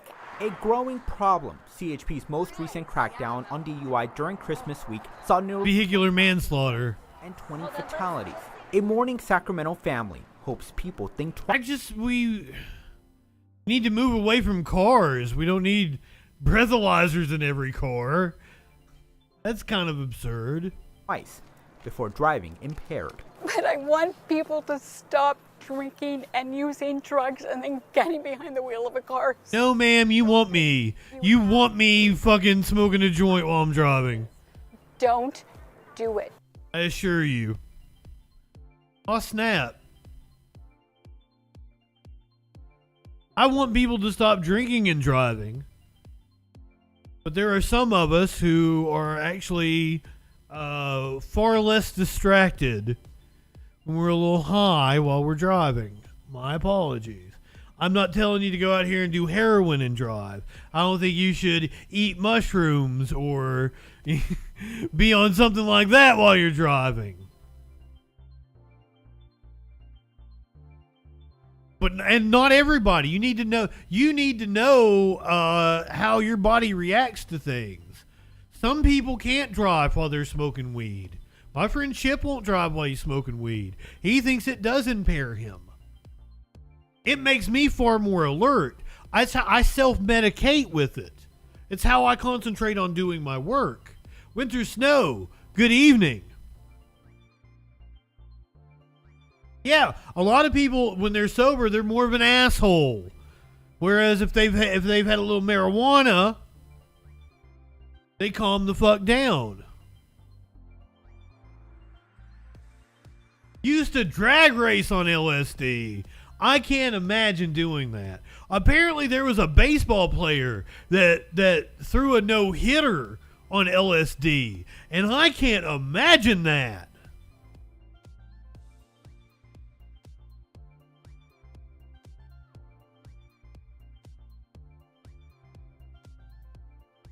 I dropped some acid one time, and it was around Christmas time, because I remember I tried to get somebody to come and pick me up and take me around to look at the Christmas lights.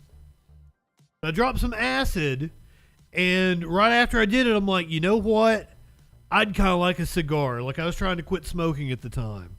I was still in college, and my apartment in college was like right off campus, and it was about like 3/10 of a mile, 4/10 of a mile to go to the gas station. I went there all the fucking time. And I'm like, you know what? I think I can drive to the gas station and get back before the acid kicks in. And I swear to God, I get to the parking lot of that gas station, and I fell over it. It was in my truck. I had a bench seat. I fall over in the bench seat. I'm just giggling my ass off.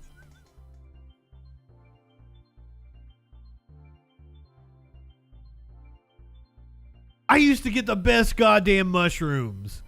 I don't even know how I came across this dude, but he grew mushrooms for like chefs. He grew like, portobellas and morels and blah blah blah for chefs, and he was killer at growing mushrooms, and they were the best goddamn hallucinogenic mushrooms I've ever had in my life. They were better than any acid I've ever had. They made my friend Michelle, like, she didn't get sick. I have no clue, PP girl. I don't ever even know like the kind of weed I'm smoking. I don't pay attention to that sort of thing. My friend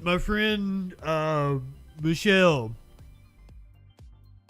she doesn't ever throw up, but she feels sick the entire time. So she hugs my toilet. My friend Chip comes over, Chip Puzzle Bitch, and like I'm just talking, dancing. I've got like Radiohead playing. I'm dancing all over the place, talking his ear off as he sits on the bed. And he's like, "Is she okay in there?" And Michelle like yells out, "I'm fine, Chip. I'm having a great time." And she's like hugging the toilet in my bathroom with all the lights off. And I'm in the main, it was a studio. I'm in the main living room with party lights going and Radiohead blasting.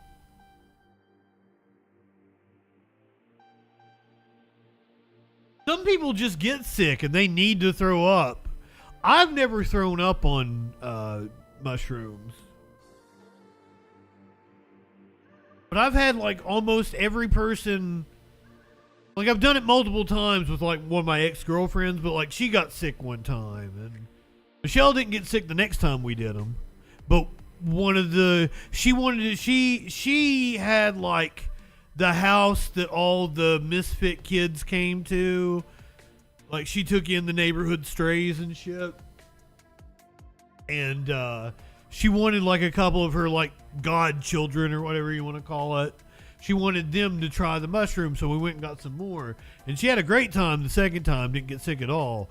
But one of the kids, I don't want to say kids, he was probably 19, 20, whatever it was at the time. He got really sick and went and like cocooned himself in her bed. Like I go in there to like check on him and he is just like rolled up like a caterpillar.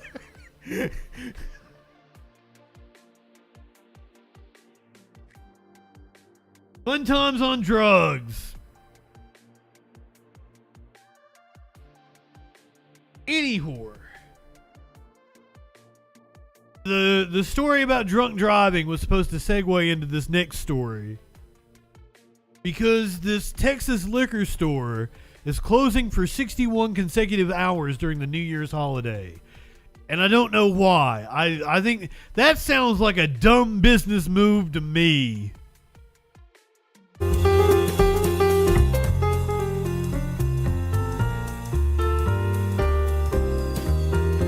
Okay, if you just realized you're running low on hard alcohol ahead of your New Year's Eve party, you know it. Out of luck. Right now, every liquor store in Texas is closed, and because of the long holiday weekend, they won't reopen until Tuesday.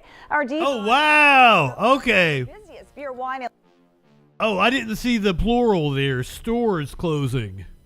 I thought it was like one store was saying we're taking a stand against drunk driving or some shit. No, it's just a holiday caused them to be closed. Texas, the state that's supposed to be about freedom, won't let you buy alcohol. You can go get some alcohol right now in Tennessee. This state's fucking cool. I think you can buy alcohol all night long too, and on Sundays. Be out of luck. Right now, every liquor store in Texas is closed, and because of the long holiday weekend, they won't reopen until Tuesday. Our Devon Rahming was outside of one of the busiest beer, wine, and liquor stores in Houston, Specs Downtown, and caught up with last-minute shoppers. Well, the mad rush is officially over with liquor stores closing within the last hour as people get ready to ring in a new year. The Texas liquor law had many scrambling Saturday evening with one mission. Just trying to get our liquor before the liquor store closed, you know. Braving long lines and crowds. And there's no liquor on Sunday? It's very packed because they're in a rush to get it before they close. Ahead of a 61-hour ban on the But you can buy beer. That's what it is. That's because, according to the Texas Alcoholic Beverage Commission, or TABC, a 1935 law requires liquor stores to close at 9 p.m. and be closed on Sundays, Thanksgiving Day, Christmas, and New Year's. It's a move coming as a surprise for some first-time visitors to the Lone Star State. I'm not used to things like that. In Maryland, our alcohol is as you please, you know, it's open till 12, 1 o'clock in the morning. Leaving others who call the state home questioning the law while calling for changes. Like, people are still going to drink on Sundays, and they're still going to drink on New Year's, so now you have to overly stock. In the meantime, as the booze is carted away, and Happy New Year. Here's to a year of new beginnings, all in the name of safety. Be safe out there. Make sure you get a designated driver or use an Uber if you need to. Now, liquor stores will reopen at 10 a.m. on Tuesday morning. In the meantime, police will be out in full force this weekend. In the meantime, you're going to be jonesing. People safe. In downtown Houston, Devon Rahming, KHOU 11 News. Oh, there's more to it. I'm sorry. Out and plan to drink, be sure to have a plan. There are so many ways to get around safely. Assign a designated driver. Book a ride-share service like Lyft or Uber, or catch a ride with Metro. It's free from 6 p.m. to Sunday at 6 a.m. Monday. Text the word RIDE to 713-526-1111 and we'll send you a link to companies offering free and discounted rides. Now, for those who aren't responsible, law enforcement will give you a ride, and this one's going to cost you. Police are working right now to take dangerous or drunk drivers off the roads. They'll be taking suspects to one. How many of those fuckers are out here drunk driving? There will be a prosecutor writing warrants and a judge there to sign them. That means refusing a blood draw is likely not an option. Most people who are simply celebrating, enjoying a drink or two, do not think of themselves. Oh my God, this guys. Let me read this question from a commenter on Kick. Do you think God will make Trump the next president again?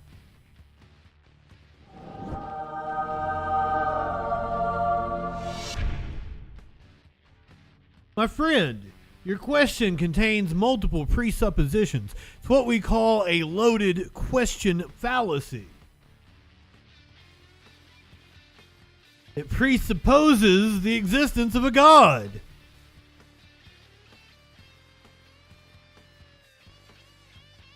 What's a package bar? I've never. What's a.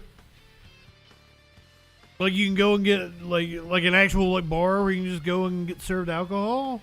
Like I'm assuming bars are open in Texas on New Year's, right? Oh, not a conjuring. I'm sorry. I forgot about fireworks during New Year's. I might need to take my headphones off, and when we go to ABC, I'll turn it on the speakers so the cats, if there's any fireworks around me, the cats won't get too. Smokey gets scared. Maynard and Socks, they won't care. They'll be asleep. Trump should be president. Why do you believe that Trump should be president?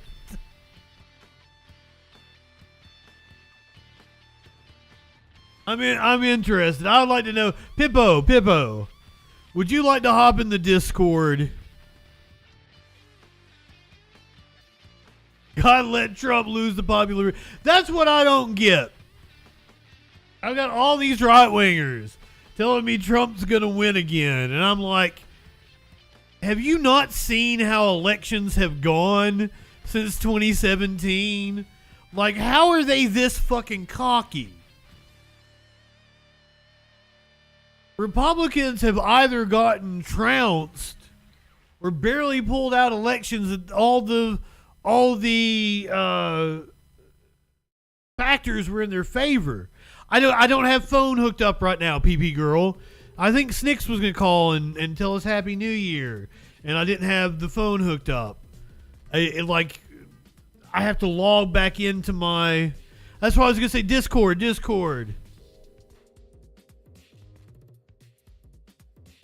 I can do Discord.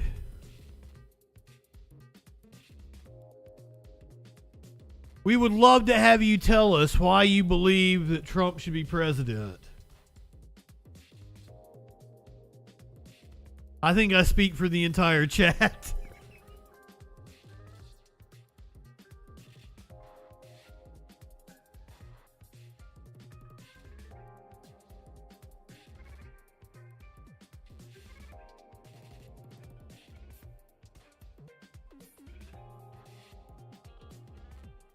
But hey, I might vote for him if there is a chance to get Alex Jones as the press secretary. What the fuck does fresh wind in politics mean? Nah, man, he came in like a fucking fart. Do you know the only thing that Congress passed under Trump? Fucking tax cuts. Is that a fresh wind in politics? Fuck no, it's not. Came in writing nationalism and bigotry. Certainly not a fresh wind in politics. That's the same old goddamn bullshit this country has operated on since its founding. I call nonsense on your claim fresh wind.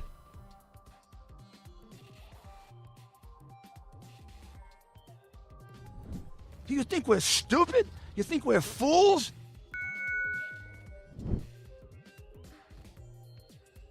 The NRA is a scam, you stupid fuck.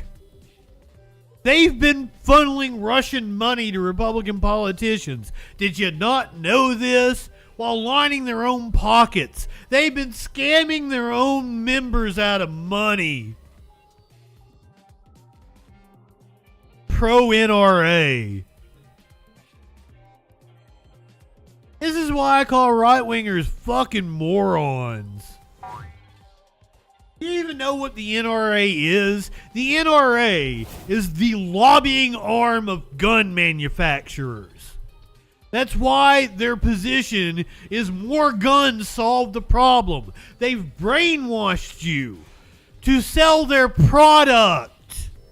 You realize that, right? They got all these gun nuts out here to make guns be their whole personality. Just to sell a product. That's all it is. Meanwhile, the rest of us have to put up with the fact that it's just another day in mass shooting USA. Well, you know, right-wingers tell me that fucking it's just a tool. I don't go around talking about how much I like hammers. Or nail guns. Or electric screwdrivers. So if you have some sort of affinity for a product that they are trying to sell you, perhaps you need a little more introspection. Perhaps there is something wrong with you. I would suggest, what do the kids say? Go outside and touch grass. I'm not anti-gun in the least.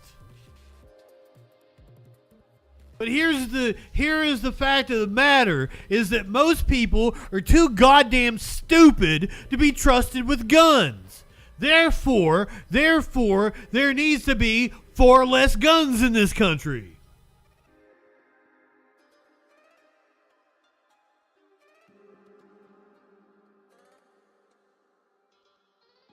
Ipso facto.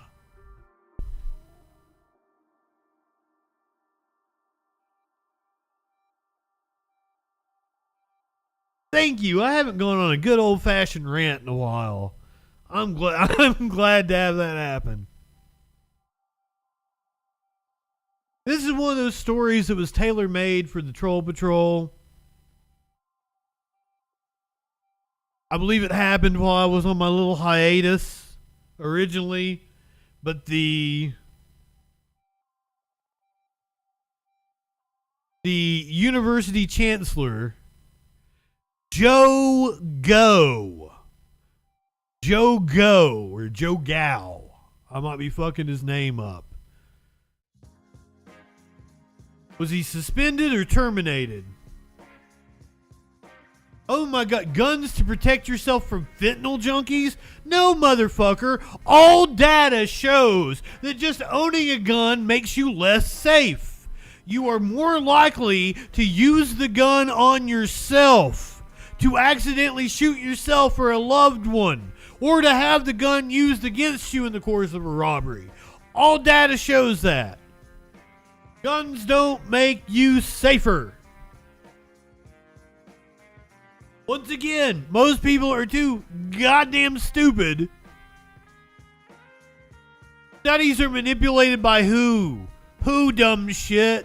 That's called an ad hominem right there. You're attacking the source. Now, I'm glad you're saying, you're not trying to say that like, oh, the studies don't show that. You know for a fact the studies show that. You're just going to go ahead and say, oh, I don't accept that information, which makes you a dumb fuck. That's why I just call right-wingers fucking morons. Fit junkies are passed out. That's exactly right. It's a downer.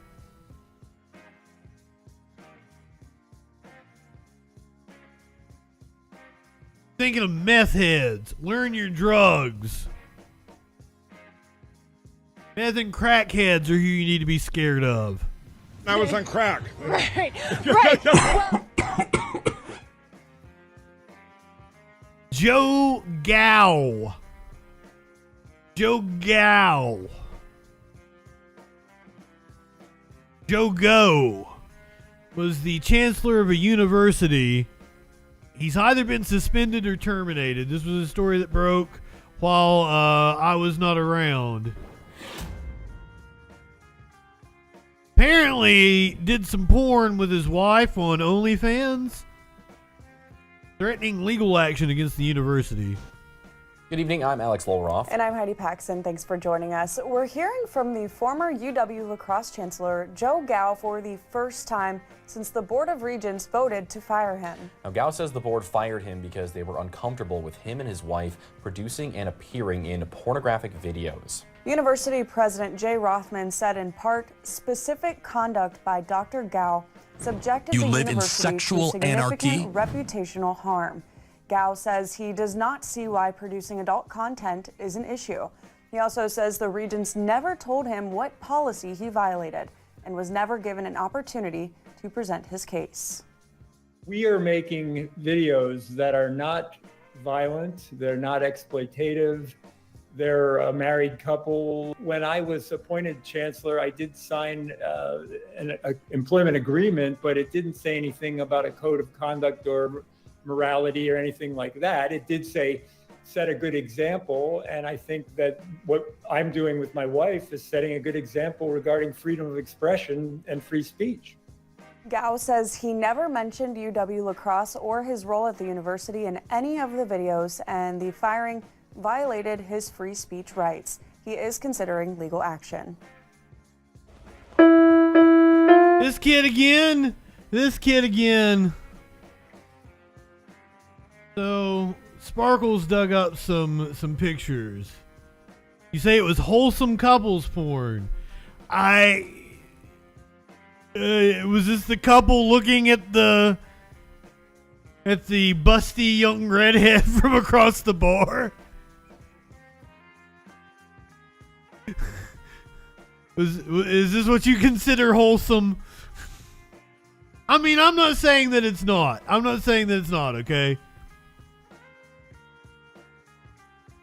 I'm assuming this is some sort of threesome getting ready to happen, though, right?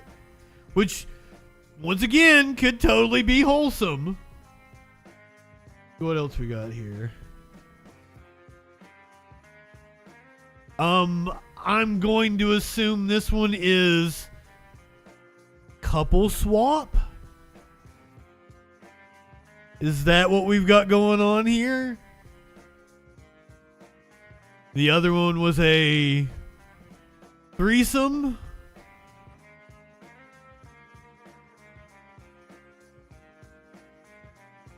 This is a couple swap.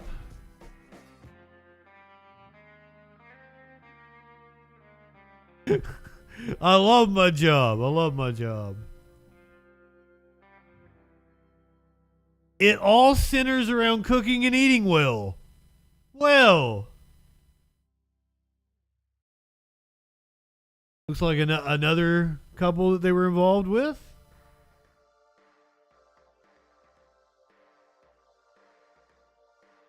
I've been asked to make cooking streams many times. Because I cook pretty much everything from scratch. I'm getting ready to make some fudge when I get off here. And it's my Appalachian grandmother's recipe for fudge. And it's insane. So apparently it's sexy, healthy cooking. So this is very sex positive. And educational, I guess?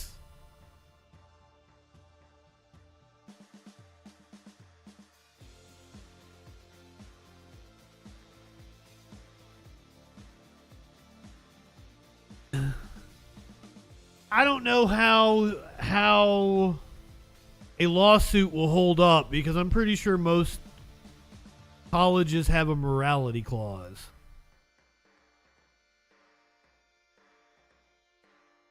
I mean,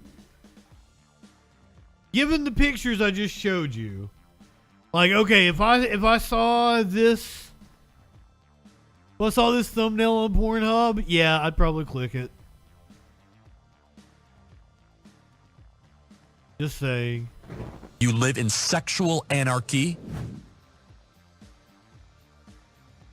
There are a couple things about the scenario that I'm into. So yeah, I'd probably click it. What is going on our college campuses? They've all got too woke. Up yours, woke moralists. We'll see who cancels who.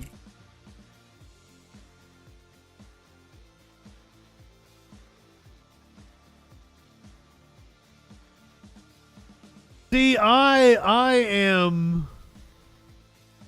think I'm a fan of the opposite. I like hot girl fucks old woman.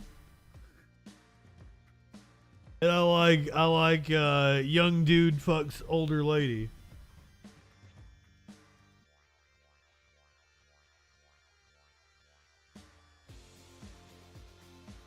Okay, here's the thing, PP girl, is I've been with many a big boobied redhead. I don't think I'm into it anymore. I had my heart pretty broke by a big boobied redhead. Oh god, the next gal I went out with after her, she was like, somebody fucked your head up.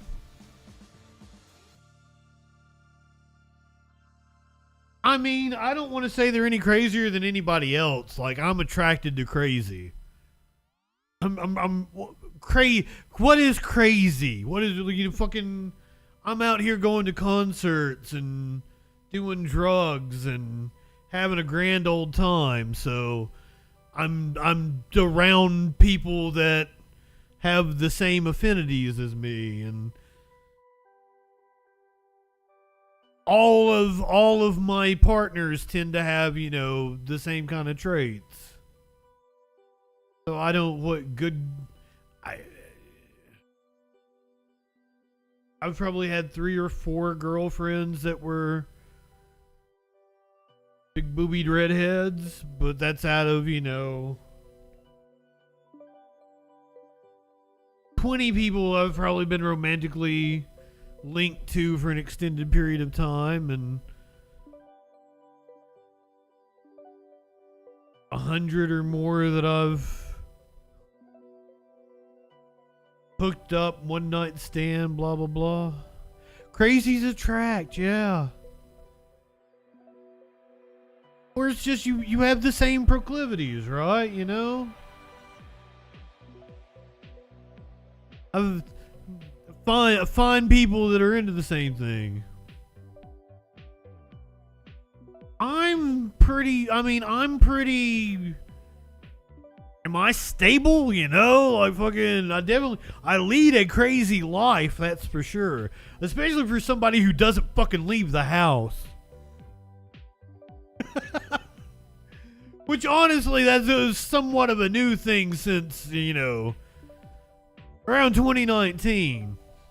Started being a hermit before COVID ever even happened.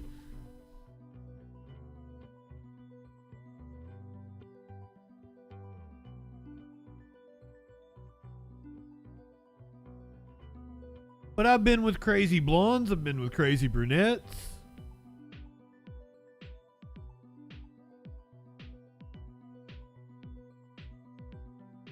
I hit the ground running. I've told the story on stream.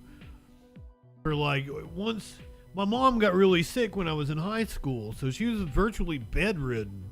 Once I got my truck and I had my driver's license, I worked for a radio station. So I would be working all hours of the night and shit. I didn't have any kind of a curfew of parents. My dad's a fucking druggie himself, out doing all kinds of crazy shit. So my mom was strict. But once she became bedridden and I'm 16, I work at a radio station. The two other board operators that I worked with, they were the DJs at the local clubs. So they were taking me to the club at 16 years old. We're just going out and fucking partying. The clubs tend to hire women bartenders, right? They make more tips and they all that good shit. And especially the dude that owned the bar is probably pervy and shit. So they're big tittied bartenders. But we all went to the owner's house and it was crazy. And this is fucking 4 a.m. after the bar's wrapped up. And I'm 16 fucking years old.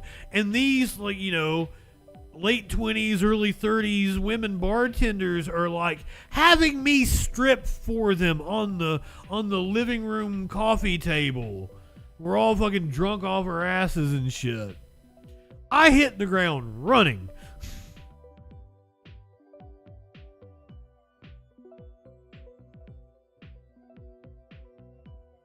I was still in high school, I believe, or maybe it was the summer after high school.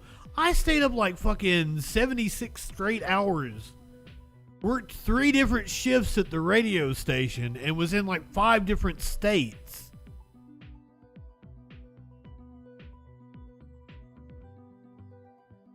Fucking love Trudy. I hate the way they treat Trudy so bad. Especially right now, because I've been rewatching Reno 911, and I'm on the season where she got pregnant.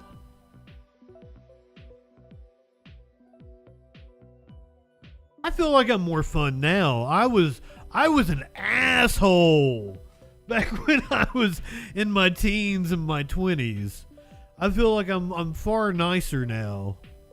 If that's you guys see me and how rough around the edges I am. if I could possibly be nicer than anything would be. I don't know what I'm trying to say. God damn it. Let's get through the rest of this shit so we can get to musical performances on ABC. I wanna watch some Post Malone and stuff.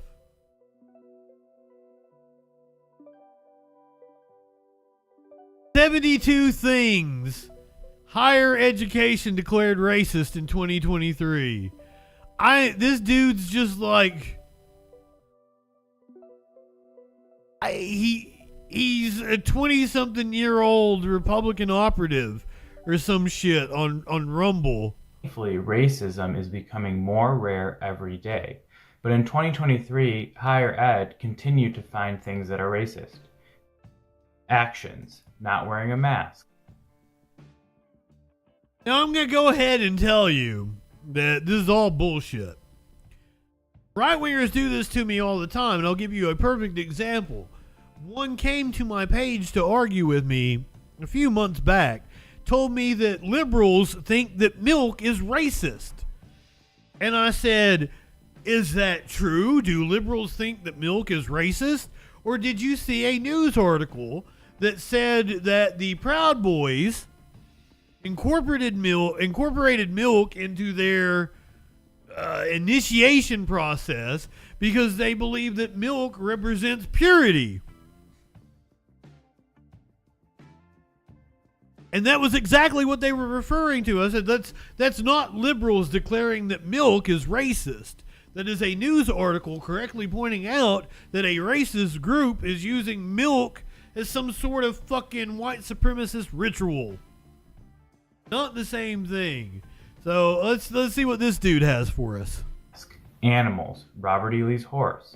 Black people, including black cops who killed a black man, a cops and robber display that included a black student as a robber, a black communist who liked white composers, and Senator Tim Scott from South Carolina.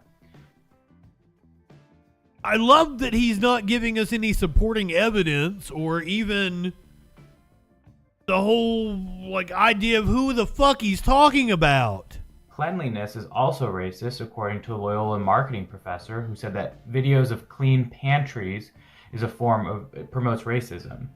The fast food industry is racist, Shakespeare is racist, Frankenstein is racist, Edgar Allan Poe's work has racism in it, To Kill a Mockingbird is racist, the body mass index is racist, healthcare in general, medical record keeping, public health departments, clowns, all three. If I perhaps have a right-winger still watching right now, notice what he's doing. He is not even making an argument.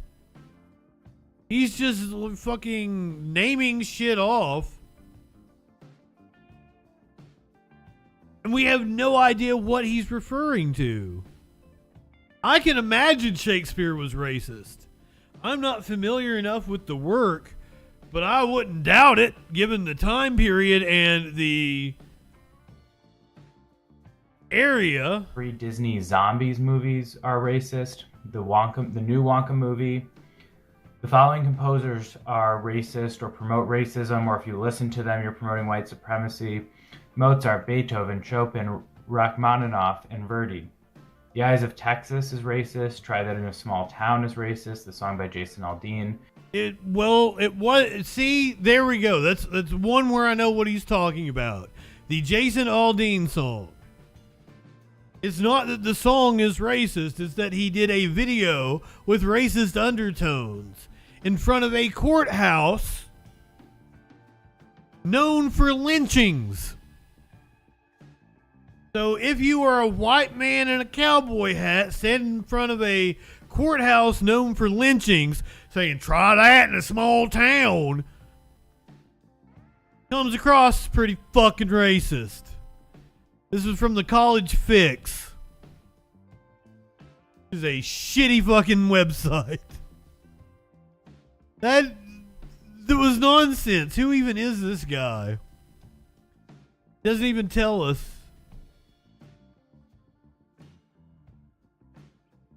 Well, lucky for us, they only have 377 followers on Rumble. And this video you're watching on YouTube, I guarantee has more likes than the one this got. So your shitty content, your shitty propaganda, not exactly setting the world on fire.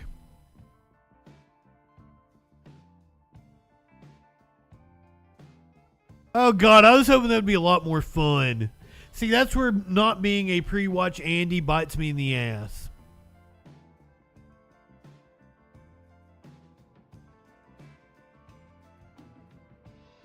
Did you guys hear about Dave Chappelle? Apparently he dropped a new stand-up special. I wish I could pay me, Venus. Times have been a little tough. That's why we have to cut down the numbers of shows we're doing in a week. I could just be like Dave Chappelle and just walk the fuck off. Walked off stage during a set at Hard Rock. Apparently he got his feelings hurt. Wild how that works.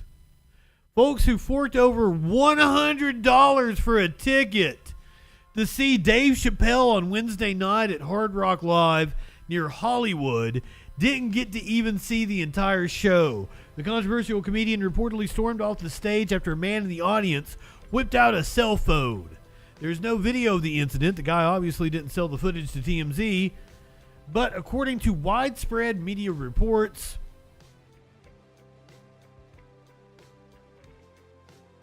Chappelle was not happy, scolded the fan. He was being a little bitch. The aborted show was Chappelle's second in a 5-night stand at the Seminole Hard Rock between Christmas and New Year's Eve. The half-baked star. I don't think he's most known for Half-Baked, to be honest with you. Takes the stage Friday and Saturday nights at the same 7,000-seat venue. On Hard Rock Live's website, the venue states it in its frequently asked questions. Select events are device and electronics free per the artist's request. That means no recording devices will be permitted, including cell phones, smartwatches, cameras, tablets, laptops. Before entering, guests must leave all their mobile toys secured in yonder neoprene pouches that will be unlocked as you leave. The celebration, bitches, is a jubilant recognition of a golden milestone year for the comedic genius, reads the show's description. Renowned for his unparalleled wit, razor-sharp commentary, and fearless approach to tackling life's most absurd moments, Dave Chappelle promises to ignite the stage with his larger-than-life presence. This isn't the first time the comic shows have gone awry. Back in 2013, he bailed soon after his set started due to hecklers.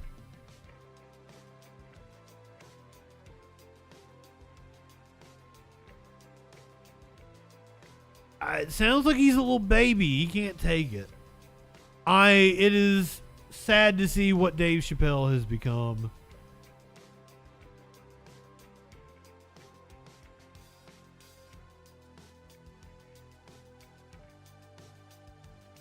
His show was groundbreaking, and one of the things the Chappelle show was one of these shows that helped shape my political thoughts. Because it aired like 2000, 2001.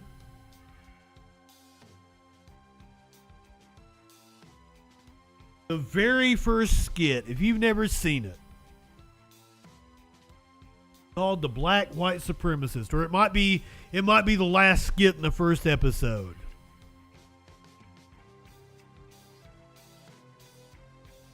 He is a blind man raised by racists in the South that doesn't know he's black and becomes a white supremacist.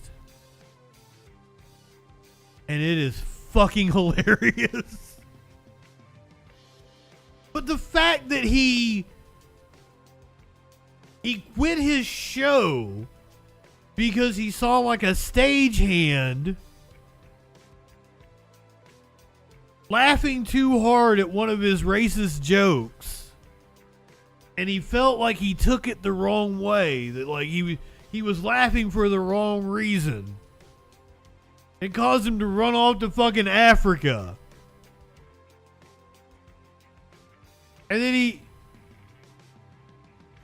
has the audacity that people were laughing at him and not with him. Yeah, that was one of the things that he said. But then he has the audacity to be like, nobody can take a joke and not understand how his words could affect the trans community.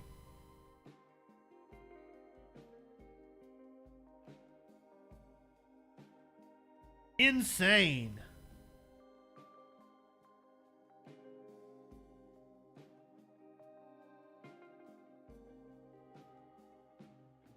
Let's take a look at former President Barack Obama's favorite songs of 2023. Because why not? I don't know.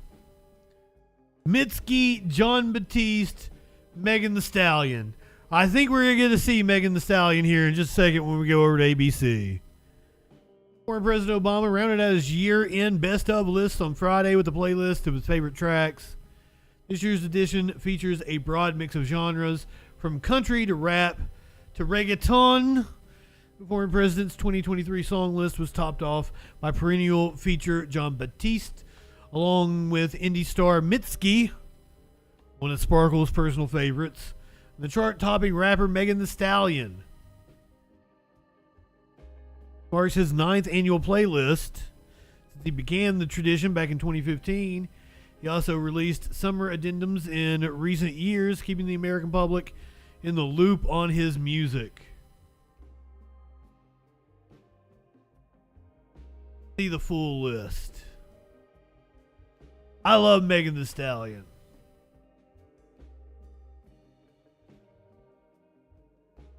So, I don't know a lot of these. Am I out of touch? Is Obama more in tune with what's cool than me?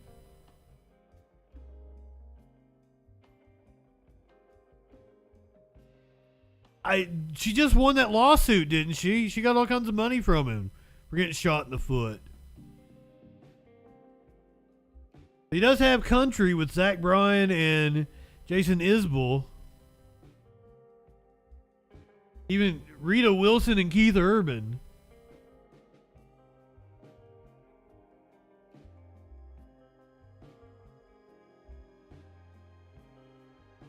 Well, we're getting far more. Fair enough. He does have two 20-something daughters. They probably keep him. He does have Beyonce and Kendrick Lamar. You can't see it because of my camera. That's one I've been jamming. I've been jamming the Megan Thee Stallion song. All the rest of this, I haven't heard any of these.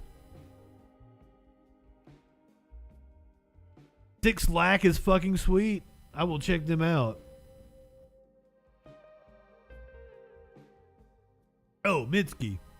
I know Mitski. I know John Batiste. Stephen Colbert is former band leader. The one thing I will say that Barack Obama's playlist is missing, a song from Dolly Parton. I've only got a handful of Beyonce songs I like. Dolly Parton, a national fucking treasure, serenaded a fan with cancer to fulfill his bucket list wish. LeGrand Gold, who was diagnosed with colon cancer in 2021, has been a lifelong fan of the singer, because who wouldn't be? I'm from Tennessee. Well, I've lived in Tennessee most of my life. So I have to stand Dolly Parton. I think it's been most of my life now. A good chunk of my life, at least. Here is Dolly Parton granting a Christmas wish to a dying fan. Making the day of so many people right now. Oh, well, I'm just happy to know I've got a fan that devoted and that I've had a chance to walk that journey all these years with. How did you pronounce his name? It's LeGrand. For short, you can just make it easy. It's LG. LG, that's good. That's good. I can remember that one. Yeah, it's a lot easier. A lot of people call him LG. Yeah. Okay, well, is LG... He's right here, and you should see the smile on his face. Okay, well, hey, LG. Hey. Dolly P. I cannot believe this.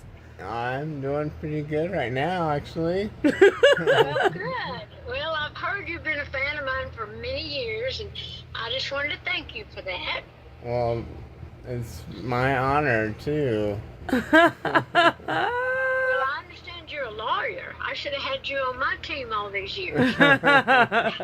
You don't need any lawyers, Dolly. You do everything right. Well, I got good people. I'm surrounded with good people. I've had a few good lawyers in my life. I've had a couple of bad ones, but more good than bad, I think. Oh my goodness. Well, LG, I really thank you for shooting out the word that you'd like to talk to me. I'm just happy that we got to kind of have our journey together in this lifetime. I always want to make people happy with my music and with the things I do and the things I say, and I'm just happy to know that I've touched your life in some way, so thank you for honoring me with that. Oh, that's awesome. Yeah, you've been a huge help, especially these past 2 years. Well, good. Yeah, We love you for so many reasons, Dolly. Sorry, he's pretty drugged out right now, and he's just waking up. It's 9:30, but to us, it's like the middle of the night. But we love you. Medication, sometimes that just kind of keeps you a little bit groggy. Yeah. Even throughout the day, don't it? Yeah, but so it's just early in the morning in Salt Lake. So I'm gonna help him out, but we just want to tell you we love your music. He's loved you his entire life. His family goes to Dollywood. Like, we've all been like season pass holders forever, and we love you the most. I mean, I don't know, the music probably has to be the top, but the person that you are is so inspiring.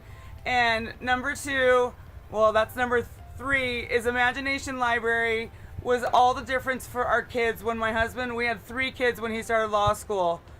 Oh, yeah. Well, And those books were amazing. I'm proud of. I'm glad your kids got to be part of that. Yeah, it's amazing. Good. Well, all right. Well, I hope all of you have a good holiday season. I guess if you ain't feeling too good, it won't be as good as it ought to be, but I just hope this lifts your spirits a little bit, and thank you for letting me be your traveling companion, and I'll continue to travel on with you. How's that, LG? I'll take it, Dolly. Okay, well, you take care, and just know that I will always love you. Oh. Okay, well, I should have sung that, shouldn't I? Yeah, will you? I will always love you. Oh. I will always love LG. Yeah. Okay, Awesome. well, you take care. Thank All you, right. I will. Thanks, All Dolly. You are very welcome. Alice, you take care, and I hope all of you have as good a Christmas as you can. We will. Thank you so much. Well, you are very Best welcome. Christmas ever. Okay, thanks a lot. Uh-huh. Bye.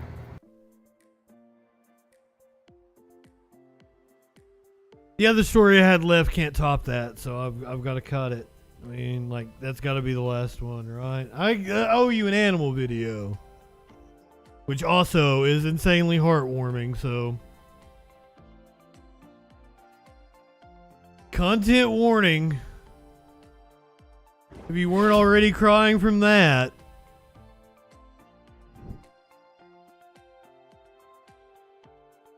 For Christmas this year, some shelter puppies got to pick out their own toys.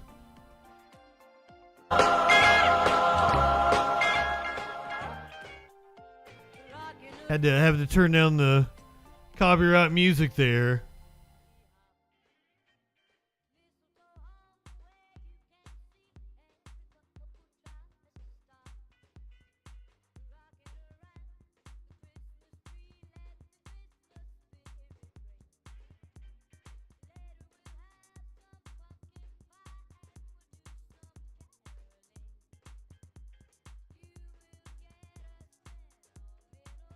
Really?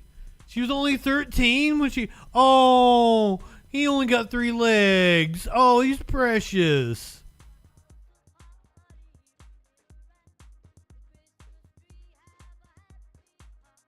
He was so happy.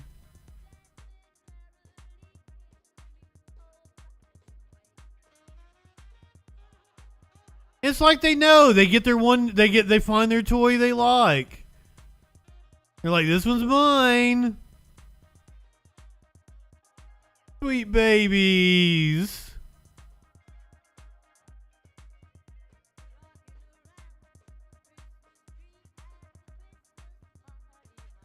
Look Look how precious they are.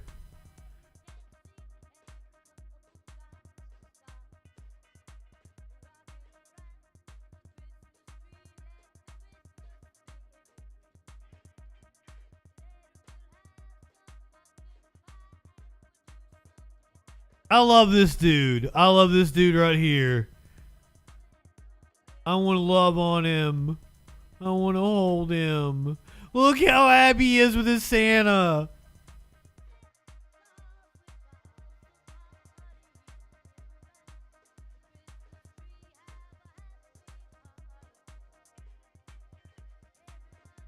Oh, I thought he was going to go for the Teletubby. He went for like the hedgehog. I love this dude. He was so happy. He jumped right into all of them.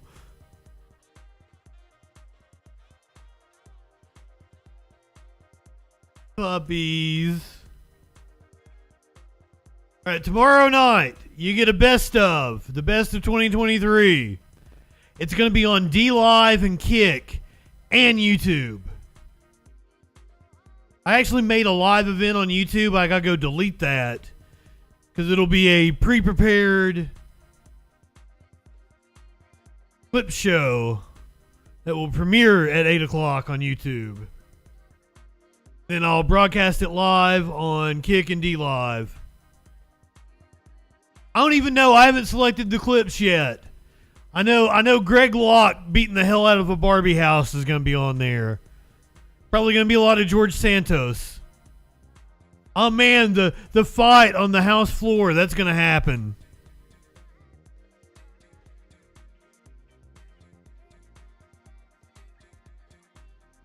So even I'm going to be surprised. I'm going to be surprised at what makes it on the clip show.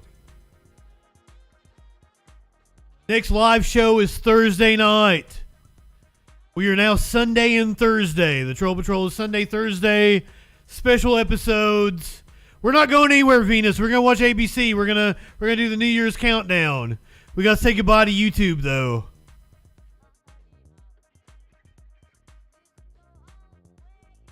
We're gonna say bye to YouTube, and then we're gonna turn on D-Live. And we're gonna watch like Post Malone and Megan Thee Stallion. We're gonna do the countdown.